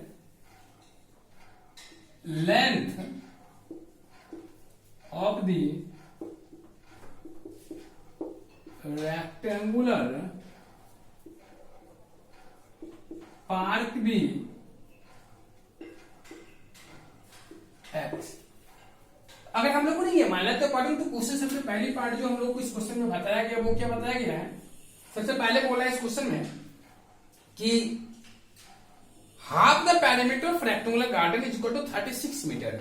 तो इसका मुताबिक ये होगा कि इसका पेरीमीटर होता है 2 × l + b।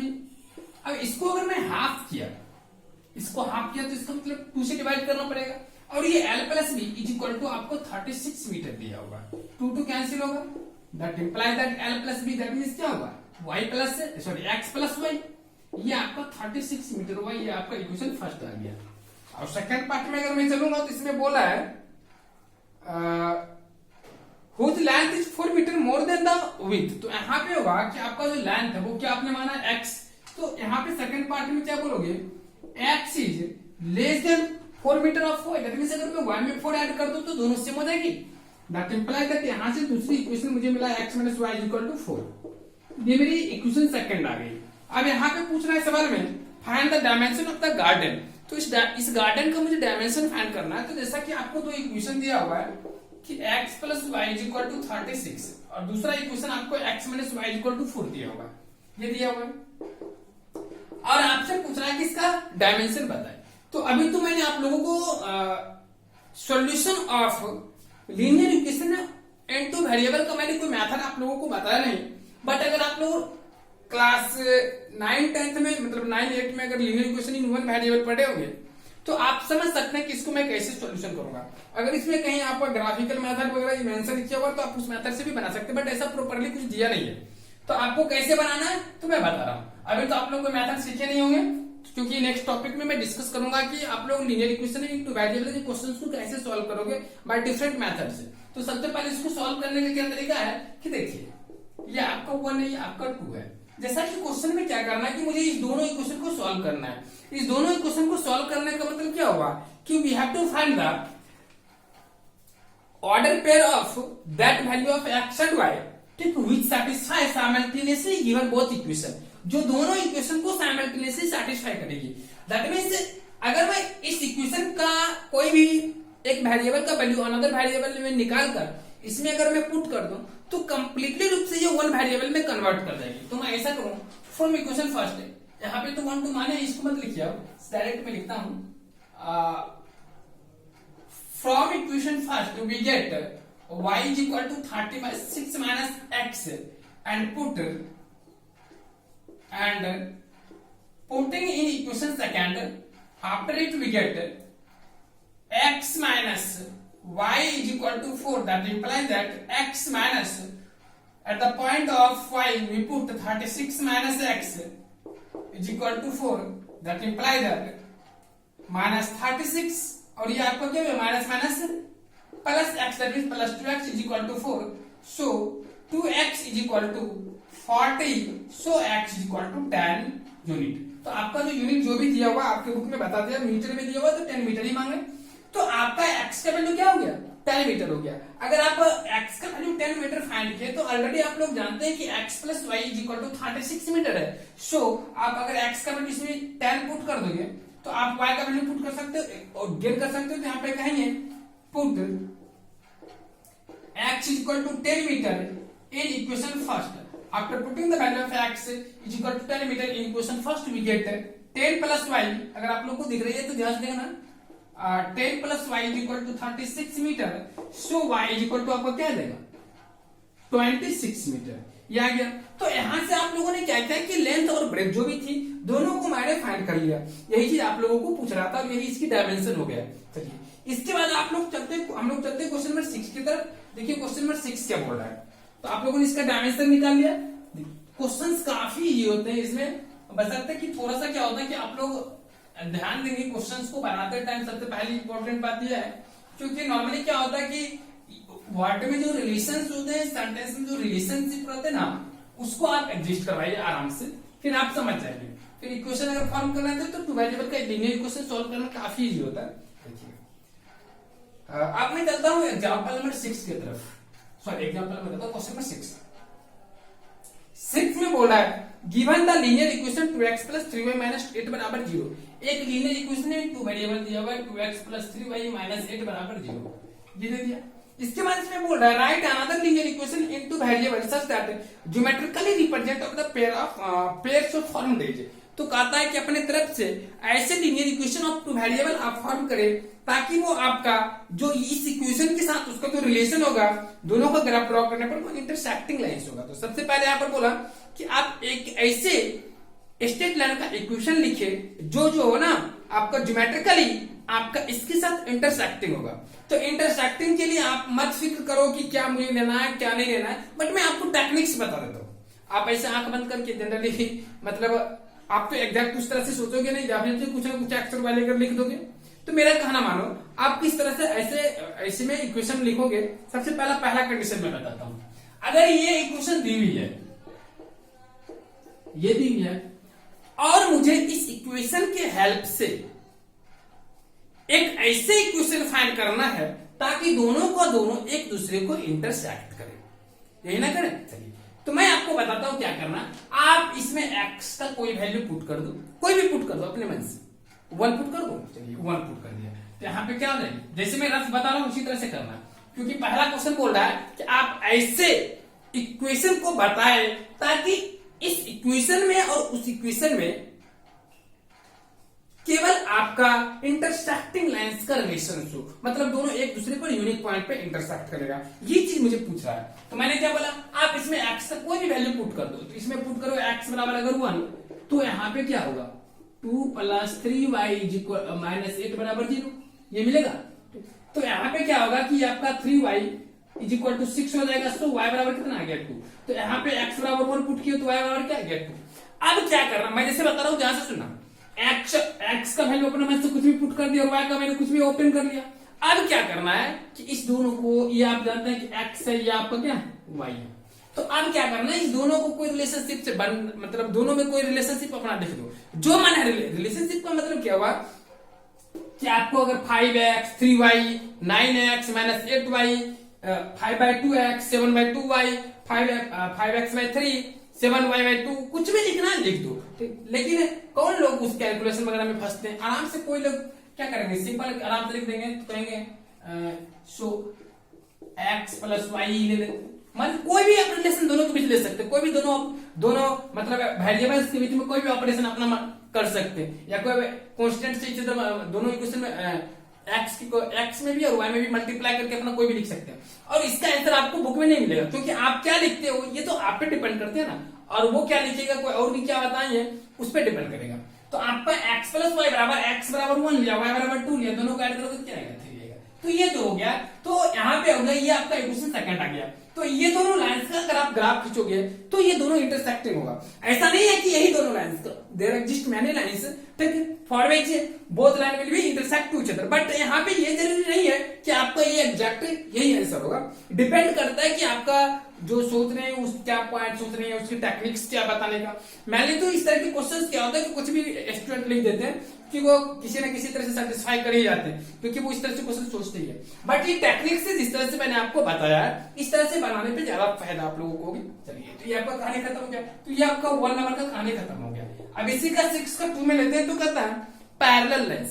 तो मैंने पैरेलल लाइंस में आप लोगों को क्या बताया था, a1/a2 = b1/b2 = not c1/c2 where a1 b1 c1 be the coefficient of x, coefficient of y and constant term of first equation of standard form of linear pair of two variable linear equation। तो यहाँ पे क्या है कि आपका 2 variable का जो linear equation है a1x + b1y + c1 बराबर 0, उसमें a1 b1 c1 जो है उसका a1 आपका x का कोएफिशिएंट, b1 आपका y का कोएफिशिएंट और c1 जो होता है आपका कांस्टेंट टर्म। अगर दोनों इक्वेशन में लेफ्ट में लेते हैं तो लेफ्ट में मिलेगा c1, अगर राइट में दोनों में लेते हैं तो राइट में मिलेगा। फिर सेकंड इक्वेशन का a2 b2 c2 जो है ये आपका कोएफिशिएंट ऑफ, मतलब सेकंड इक्वेशन का x का कोएफिशिएंट, y का कोएफिशिएंट और z का कोएफिशिएंट हो गया। इन चीजों को अगर आपने देख लिया तो आपका सेकंड पार्ट में बोल रहा है कि आप ऐसे इक्वेशन को फॉलो करो ताकि दोनों का ग्राफ ड्रॉ करने पर ईच अदर पैरेलल हो। तो पैरेलल तो तभी होगी जब इसके कोएफिशिएंट a1/a2 = b1/bt पैरेलल लेना पड़ेगा। तो मैं क्या करता हूं कि इस इक्वेशन में मुझे यही ना इक्वेशन दिया हुआ, तो यहाँ पे पहले इसको लिख लेते हैं फिर से 2x + 3y - 8 = 0, ठीक। और यहाँ पे लेना है क्या मुझे कि इसके एक इक्वेशन इसके लिए लिखना ताकि इसका सॉल्यूशन जो होगा ना कोई भी सॉल्यूशन नहीं होगा, क्योंकि पैरेलल होने का मतलब वो कोई सॉल्यूशन नहीं। तो आप क्या करोगे, मेरी बात मानना, इतने वाले पार्ट में किसी कांस्टेंट से मल्टीप्लाई करो। क्या करो, किसी कांस्टेंट से, ये जो कोएफिशिएंट वाले टर्म है जिससे मल्टीप्लाई करना है कर लो। तो जीरो को केवल छोड़ करके आप कर लोगे। जैसे कि मान लिया 3 से कर देते, 3 2 6x, 3 3 9। इस -8 में मत करना, और -8 को आप 3 से नहीं मल्टीप्लाई करके आपका जो मन है वो कर सकते हैं आप। जैसे कि इस दो टर्म में मैंने क्या किया, 3 से मल्टीप्लाई कर दिया, और आप क्या करना है, इस कांस्टेंट टर्म में 3 से मल्टीप्लाई नहीं करके आपका जो मन होगा वो कर देना।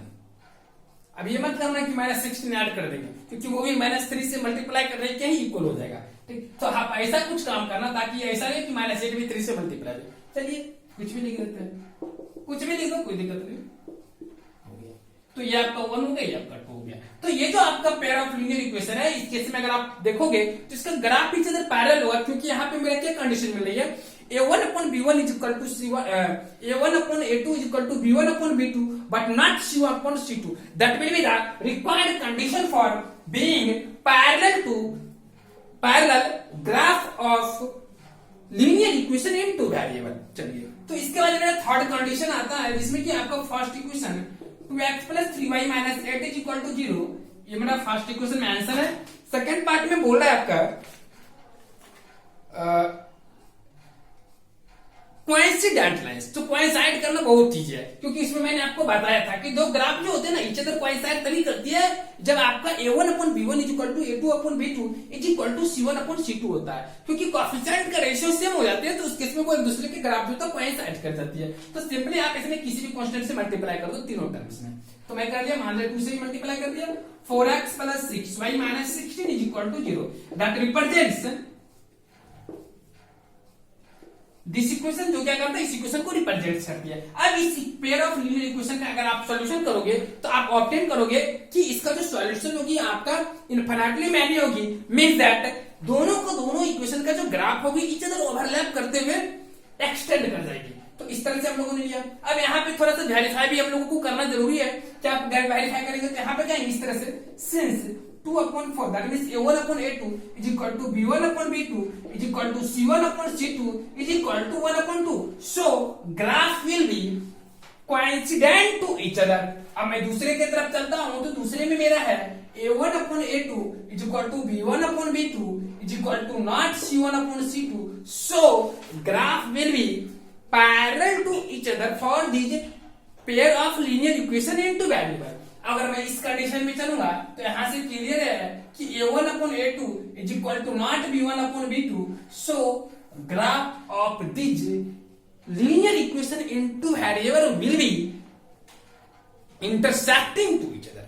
चलिए, तो इस तरह से हम लोगों ने इसका डिस्कशन कर दिया। तो ये थोड़ा सा आपका जो है ना दिमाग को थोड़ा सा फ्रेश करने का ये काम कर रहा है, क्योंकि आपने अगर वहां तक पढ़ा, काफी डिटेल में मैंने आप लोगों को बताया था कि किस तरह से दो लाइंस कब इंटरसेक्टिंग होते हैं, कब वो आपका पैरेलल होता है, ये सारी चीजों की मैंने आपको बताया था, इसलिए मैंने यहाँ पे डिस्कस कर दिया था। और उसके बारे में मैंने ये भी बताया था कि वो जो आपका आप लोग को तो मैं वहां पे केवल कंडीशन लिख दिया कि लाइंस जो होते हैं इंटरसेक्टिंग कब होते हैं, पैरेलल कब होते हैं, इन सारे चीज का जो ज्योमेट्रिकली अंडरस्टैंडिंग है वो आपका स्लोप से आता है। उसके बारे में मैं आपको बताया था कि जब क्लास 11th में, अगर क्लास 11th की क्लास जब ज्वाइन करोगे तो उस क्लास में मैं आप लोगों को काफी डिटेल में डिस्कस किया है कि कब दो लाइंस इंटरसेक्टिंग हो गए, अगर वो इंटरसेक्टिंग होते हैं तो किस तरह से मैं उसके पॉइंट का कोऑर्डिनेट फाइंड करता हूं, और दो लाइंस के जो इंटरसेक्शन पॉइंट होते हैं वो क्या रिप्रेजेंट करते हैं। फिर आपका दूसरी पॉइंट मैंने बताया कि अगर दो लाइंस पैरेलल हैं तो इन दैट केस हम लोग कैसे बोलते हैं कि ये पैरेलल है ईच अदर। तो उसके लिए मैंने आप लोगों को एक न्यूटन स्लोप से आइडेंटिफाई करवाऊंगा। फिर जाकर के आपका तीसरा कंडीशन जो मैंने बताया था कि वो इस तरह पैरेलल की कहने के बाद फिर आपको कोइंसाइड की बात करवाया। तो कोइंसाइड का मतलब होता है एक दूसरे को ओवरलैप करते हुए एक्सटेंड हो जाना।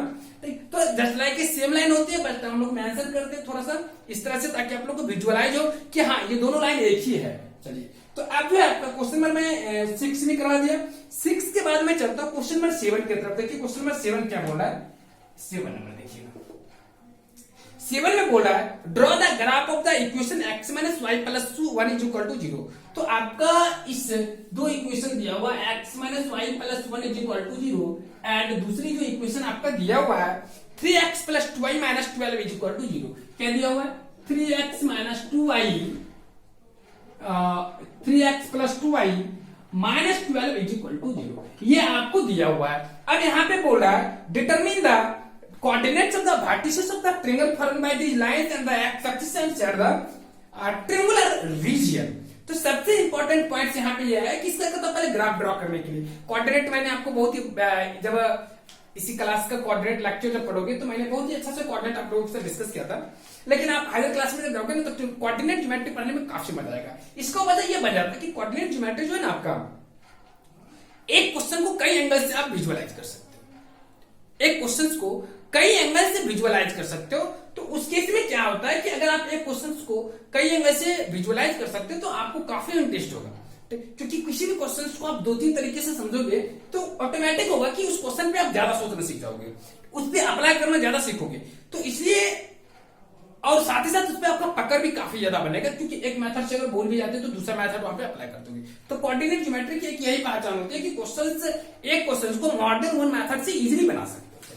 तो ये क्वेश्चन हो गया। इसमें बोला है कि x माइनस वाई प्लस 1 बराबर 0 और दूसरा आपका दिया हुआ 3x plus 2y minus 12 equal to 0। कहता है determine the coordinates of the vertices of triangle formed by the lines and the x axis and share the triangular region. तो यहां से ये क्लियर है कि इस दो इक्वेशन के हेल्प से मुझे ये फाइंड करना है कि इस दोनों लाइंस के हेल्प से और x एक्सिस के हेल्प से एक ट्रायंगुलर रीजन बनेगा। अब ट्रायंगुलर रीजन बनेगा तो उसमें जो आपका ट्रायंगल का जो 3 वर्टिसेस है उसका मुझे कोऑर्डिनेट फाइंड करना है। फिर इसमें एक और लास्ट में क्वेश्चन है ऐड कर दिया कि we have to also find the area of this triangular region. तो साथ ही साथ इसमें एक और भी ऐड करते हैं कि आपका एरिया भी निकालना है। एरिया नहीं दिया हुआ, केवल कर रहा है क्या एंड एक्सिस, वो रीजन को आइडेंटिफाई करना और किस पॉइंट पे वो इंटरसेक्ट करता है वो करता है। देखो अभी आप लोग क्लास 10th में हो तो आप लोग को तो वो सिखा रहा है कि ग्राफ कैसे ड्रॉ करो, तो ग्राफ सिखाने के बहाने आप लोगों को ये सारा क्वेश्चन से अराइज करा। बट अगर हल्का सा थोड़ा सा इंप्रूव करोगे आगे क्लास में तो मैं बता रहा हूं कि इसको विदाउट ग्राफ ड्रॉ किए आप बता सकते हो कि दोनों लाइंस किस पॉइंट पे इंटरसेक्ट करेंगे, या आपका एक्स एक्सिस के साथ एक्स एक्सिस को किस पॉइंट पे इंटरसेक्ट करेंगे, या वाई एक्सिस पे किस पॉइंट पे इंटरसेक्ट करेंगे। ये सारा आपका जो है ना विजुअलाइज कर जाएगा। तो मैं आपको सबसे पहले दिखाता हूं इससे ग्राफ ड्रॉ करके, तब ताकि आप लोग समझ सकेंगे किस पॉइंट पे ये चीजें इंटरसेक्ट करेंगे और ट्रायंगुलर रीजन जो बनेगा उसको हम लोग आइडेंटिफाई कर लेंगे। तो सबसे पहले मेरी पॉइंट है कि मैं सबसे पहले एक एक्स एक्सिस लिया और इसकी वर्टिकली मैंने चेक किया, एक वाई एक्सिस लिया और इसका बीच का पॉइंट ओरिजिन हो गया। और हम लोग क्या करते हैं, एक यूनिट फिक्स कर लेते हैं। थोड़ा सा हम लोग ग्राफ की जो मतलब इक्वेशन है उसकी लेवल को देख लेंगे, उसकी जो वैल्यू है एक्स और वाई का कोएफिशिएंट उस पर हम लोग थोड़ा ध्यान देंगे। तो देख रहे हैं 10, 12, 7 इस तरह से कुछ हम लोग का है, तो इसलिए यहाँ पे चल जाएगा। मुझे लगता है कि 2 का डिफरेंस एनफ है, मुझे लग रहा है 2 का एनफ है। तो ऐसा मैं करूं कि 2 का गैपिंग ले लेता हूं, 2, 4, 6, 8 इधर भी ले लू, -2, -4, -6, फिर नीचे भी ले लेता हूं -2, -4, -6, फिर ऊपर भी लेता हूं 2, 4, 6, 8। आप लोग से एक रिक्वेस्ट है, थोड़ा ग्राफ पे आप लोग केयर करना। आप लोग के पास तो ग्राफ थोड़ा सा ग्राफ कॉपी रहती है, मेरे पास तो कुछ है नहीं, तो फिर भी मैं यहाँ पे जानता हूँ कि दोनों के बीच में 1 होगा, यहाँ पे 3 होगा, यहाँ पे 5 होगा, यहाँ पे 7 होगा। इस तरह से आप लोग इस बात को याद रखेंगे। यहाँ पे -3 होगा, यहाँ पे -1 होगा, यहाँ पे -5 होगा। चाहो तो लिख लो सब में। फिर यहाँ पे मेरा 1 होगा, यहाँ पे आपका 2 होगा, यहाँ पे 3 होगा, यहाँ पे 7 होगा, सॉरी 5 होगा। चलिए यहाँ पे 3 है ना। अभी आ गया। अब मैं इस ग्राफ को क्या करता हूँ, ड्रॉ करता हूँ। देखिए पहला इक्वेशन जो मुझे दी x minus y plus 1 equal to 0, इसको मैं इक्वेशन फर्स्ट मानता हूँ। क्या मानता हूँ? इक्वेशन फर्स्ट है। और इसको मैं इक्वेशन सेकंड मानता हूँ। दोनों इक्वेशन के लिए मैं क्या करता हूँ, इसके पॉइंट्स के टेबल को ड्रा करता हूँ। तो सबसे पहले आपका जो इक्वेशन दिया हुआ है x माइनस वाई प्लस 1 बराबर 0, अगर मैं इसका टेबल ड्रॉ किया तो x लिया और y लिया। अगर मैं x का वैल्यू 3 पुट किया, या मान लिया अच्छा 3 पुट कर दिया, तो 3 पुट किया तो y का वैल्यू मेरा क्या हो जाएगा, 4 हो जाएगा। अगर x का वैल्यू 2 पुट किया तो y का वैल्यू क्या हो जाएगा, 3 हो जाएगा। अगर मैं x की वैल्यू 1 पुट कर दिया तो y का वैल्यू क्या हो जाएगा, 2 आ जाएगा। इसकी कहानी खत्म हो। अब मैं दूसरा एक क्वेश्चन लेता हूं। दूसरा एक क्वेश्चन है 3x plus 2y minus 12 is equal to 0। अगर मैं इसका ग्राफ ड्रॉ करूं और सबसे पहले मैं स्टार्ट करता हूं कि x का वैल्यू, आप लोग कुछ भी x और y का वैल्यू ले सकते हैं, लेकिन मैंने आपको बहुत ही बेहतर ढंग से इसी में बताया था, इसी वीडियो में पीछे क्वेश्चन में, कि आप लोग x और y का वैल्यू उस तरह का लेंगे जो कि आपका इंटीग्रल हो। क्योंकि आप जो ग्राफ ड्रॉ करोगे तो उसमें आपका ज्यादा से ज्यादा इंटीग्रल ही आएगा, और आप डेसिमल के 1 पॉइंट जो एग्जैक्टली टर्मिनेट कर जाए वो भी आप ले सकते हैं। बट इसकी बात नहीं मत लेना, क्योंकि आप लोग की ग्राफ कॉपी में ऐसा चीज नहीं दिया हुआ रहता है। क्योंकि आप लोग का जो ग्राफ रहता है कुछ इस तरह के डिजाइन का रहता है।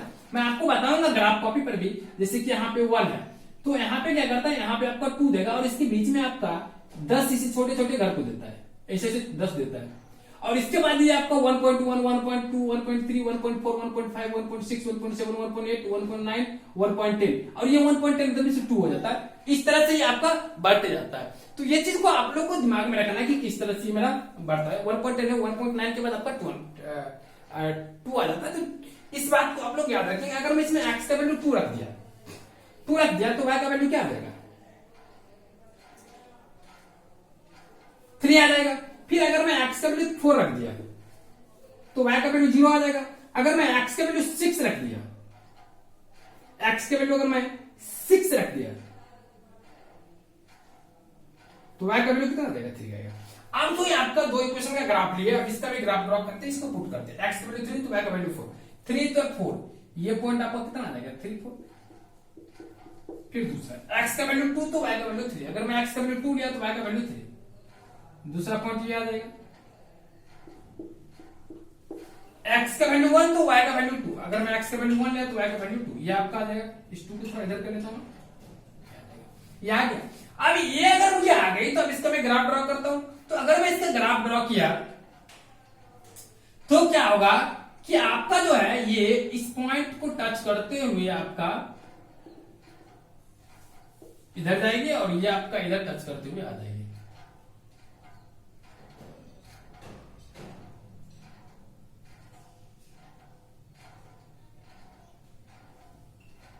आगे तो आपका इस तरह से ग्राफ होगा और इस तरह से ये आगे बढ़ जाएगी। ये आपका पहला ग्राफ हो गया। अगर मैं दूसरा ग्राफ ड्रॉ किया तो देखना, दूसरा अगर मैं ग्राफ ड्रॉ करूंगा तो देखना आपका क्या हो जाता है। आपका x का वैल्यू 2 तो y का वैल्यू 3, x का वैल्यू 2 अगर मैं लिया तो y का वैल्यू 3, तो 2, 3 आपका यहाँ पे आ रहा है। एक तो पॉइंट क्लियर हो गया। x का वैल्यू 4 तो y का वैल्यू 0, तो एक तो पॉइंट आपका 4, 0 यहाँ पे आ रही है। तीसरा x का वैल्यू 6 तो y का वैल्यू 3। x का वैल्यू अगर मैं 6 लिया तो y का वैल्यू -3 होगा, सॉरी -3 है। तो x का वैल्यू अगर मैं 6 लिया तो y का वैल्यू आपका -3, तो यहाँ पे पॉइंट आ जाएगी। आराम से मैं देख सकता हूँ, यहाँ पे देखिएगा ध्यान से। चलिए ले लिया। अब ये जो मेरी लाइन बनेगी वो इस तरह से कुछ जा रही है।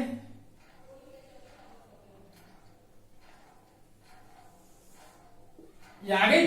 अगर आप लोगों ने इस चीज को समझ लिया, अब यहाँ पे ग्राफ में आप लोगों से क्या पूछ रहा है, क्वेश्चन में पूछ रहा है कि ये दोनों एक दूसरे को किसी मतलब क्या, ये जो है आपका इस दोनों लाइन और एक्स एक्सिस की हेल्प से आप अगर देखोगे तो एक आपका ट्रिंगुलर रीजन बनता है, जो कि आपका विजुअलाइज देखिएगा। ये आपका ट्रिंगुलर रीजन बना।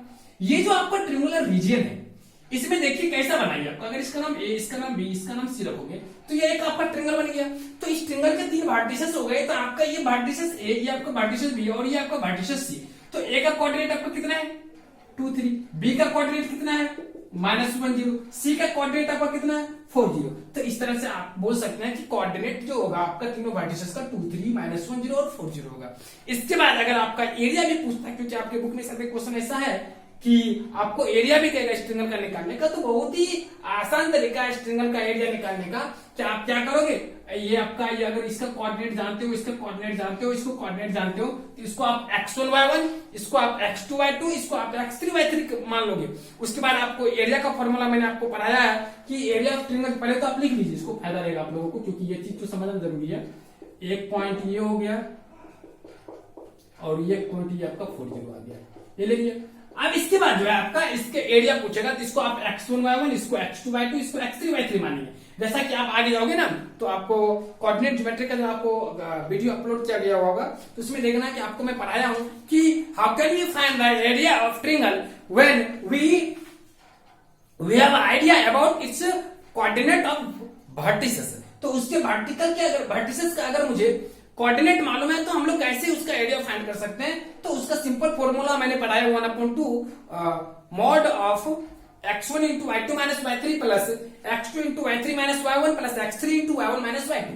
तो ये आपका सिंपल फॉर्मूला है, आप इजीली इसको फाइंड कर सकते हो। तो ये आपका प्रोसीजर है एरिया फाइंड करने का किसी भी ट्रायंगल का। अगर आप उसके कोऑर्डिनेट जानते हो वर्टिसेस का, आप किसी भी कोऑर्डिनेट को x1 y1, दूसरे को x2 y2 और तीसरे को आप x3 y3 सपोज करके आगे प्रोसीड कर सकते हो। तो इस तरह से हम लोगों ने क्या किया कि जो आपका एक्सरसाइज था ये 2.2 था, जो 3.2 जो था, इसका हम लोगों ने डिस्कशन कर लिए। चलिए अगर हम लोगों ने 3.2 का डिस्कशन कर लिया तो हम लोग चलते हैं 3.3 की तरफ। देखिए 3.3 में आप लोगों के साथ नेक्स्ट क्लास में डिस्कस करने वाले हैं 3.3 कि आप लोग का 3.3 में क्या दिया हुआ है। देखिए सबसे पहले मैं एक बार फिर से थोड़ा सा शॉर्टकट में आप लोगों को बता देता हूं कि इस क्लास में हम लोगों ने क्या डिस्कस किया। मैंने रूप से पहले क्लास में मैंने ये चीज डिस्कस किया कि किसी भी लीनियर इक्वेशन इनटू वेरिएबल का हम लोग का ग्राफ कैसे ड्रॉ करेंगे।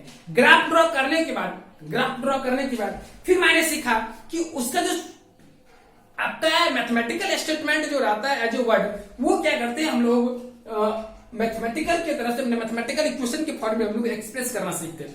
उस चीज को एक्सप्रेस करना जब हम लोग सीख जाते हैं तो मेरी तीसरी पॉइंट है कि उसको ग्राफिकल मेथड से हम लोग क्या कैसे सॉल्यूशन करेंगे, और उसका ग्राफिकल मीनिंग क्या होता है कि किसी भी इक्वेशन को सॉल्व करने का ग्राफिकल ज्योमेट्रिकल मीनिंग क्या होता है, ये चीज हम लोगों ने सीखा। इस चीज को जब हमने कवर कर लिया तो फिर मेरा चौथा पॉइंट जो आया, ठीक, वो आया कि इसको मैं कंप्लीटली रूप से ग्राफिकल मेथड से, जैसा कि मैं जानता हूं कि किसी भी लीनियर इक्वेशन का जो सॉल्यूशन होती है वो आपका कंप्लीटली रूप से उसके कोएफिशिएंट पे डिपेंड करती है। अगर कोएफिशिएंट पे डिपेंड करती है तो हम लोग कैसे कोएफिशिएंट का जो है किस तरह से मैं यूज कर सकता हूं, उसके लिए मैं एक फॉर्मूला आपको प्रूफ करके आगे क्लास में बताऊंगा। बट कोएफिशिएंट से रिलेटेड जो था फिर मैंने वो आपको बताया, फिर मैंने बताया कि कोएफिशिएंट जो होते हैं किस तरह से हम लोगों के लिए हेल्पफुल होती है to find nature of linear equation of two variable. तो ये चीज हम लोगों ने सीखा। इन चीजों को कवर करते करते फिर जाकर के आपका इस चैप्टर में एक्सरसाइज की प्रॉब्लम, उसके मतलब एक्सरसाइज में ग्राफ कैसे ड्रॉ करेंगे, कब वो पैरेलल होगा, कब कोइंसाइड करेगा, कब इंटरसेक्टिंग होगा, फिर जाकर के हम लोग कंसिस्टेंसी के बारे में आइडिया लिए, फिर आपका कब आपका इनफिनिटली मैनी सॉल्यूशन, कब आपका यूनिक सॉल्यूशन, कब आपका नो सॉल्यूशन होगा, इनके बारे में डिस्कशन किया। तो कुल मिलाकर के 3.2 तक कितना ही था, जो कि आपका थोड़ा सा लगता होगा कि इसमें कुछ ज्यादा मीनिंगफुल बातें हम लोग का होता था, कुछ ज्योमेट्रिकल रिलेशन था, लेकिन अब जो है ऐसा कुछ नहीं मिलने वाला। अब हम लोगों को मैनुअल रूप से बस क्वेश्चन को सॉल्व करना है। ठीक, आपका मैं डिफरेंट मेथड से आप लोग क्या करोगे, लीनियर इक्वेशन इनटू वेरिएबल के क्वेश्चंस को सॉल्व करना आप लोग यहाँ पे सीखोगे। इसके अलावा आपको कुछ नहीं देगा, बस कहीं में हो तो आपको थोड़ा बहुत क्या करेगा, वर्ड प्रॉब्लम आपको इंक्लूड कर देगा, इसके अलावा आपको कुछ नहीं डालने वाला है। तो बस आप लोग का यहीं तक जो है 3.2 को कवर कर दिया गया। फिर मैं आपको अगले क्लास में डिस्कस करने वाला हूँ कि लीनियर इक्वेशन इनटू वेरिएबल को हम लोग कैसे डिफरेंट मेथड से सॉल्व करते हैं, जिसमें कि अगला टॉपिक जो आपका बाय सब्स्टिट्यूशन प्रोसेस हम लोग क्या करते हैं, सॉल्व करना सीखते हैं किसी भी linear equation into variable. Thanks all of you. फिर मैं मिलता हूं आप लोगों के क्लास में। बाय।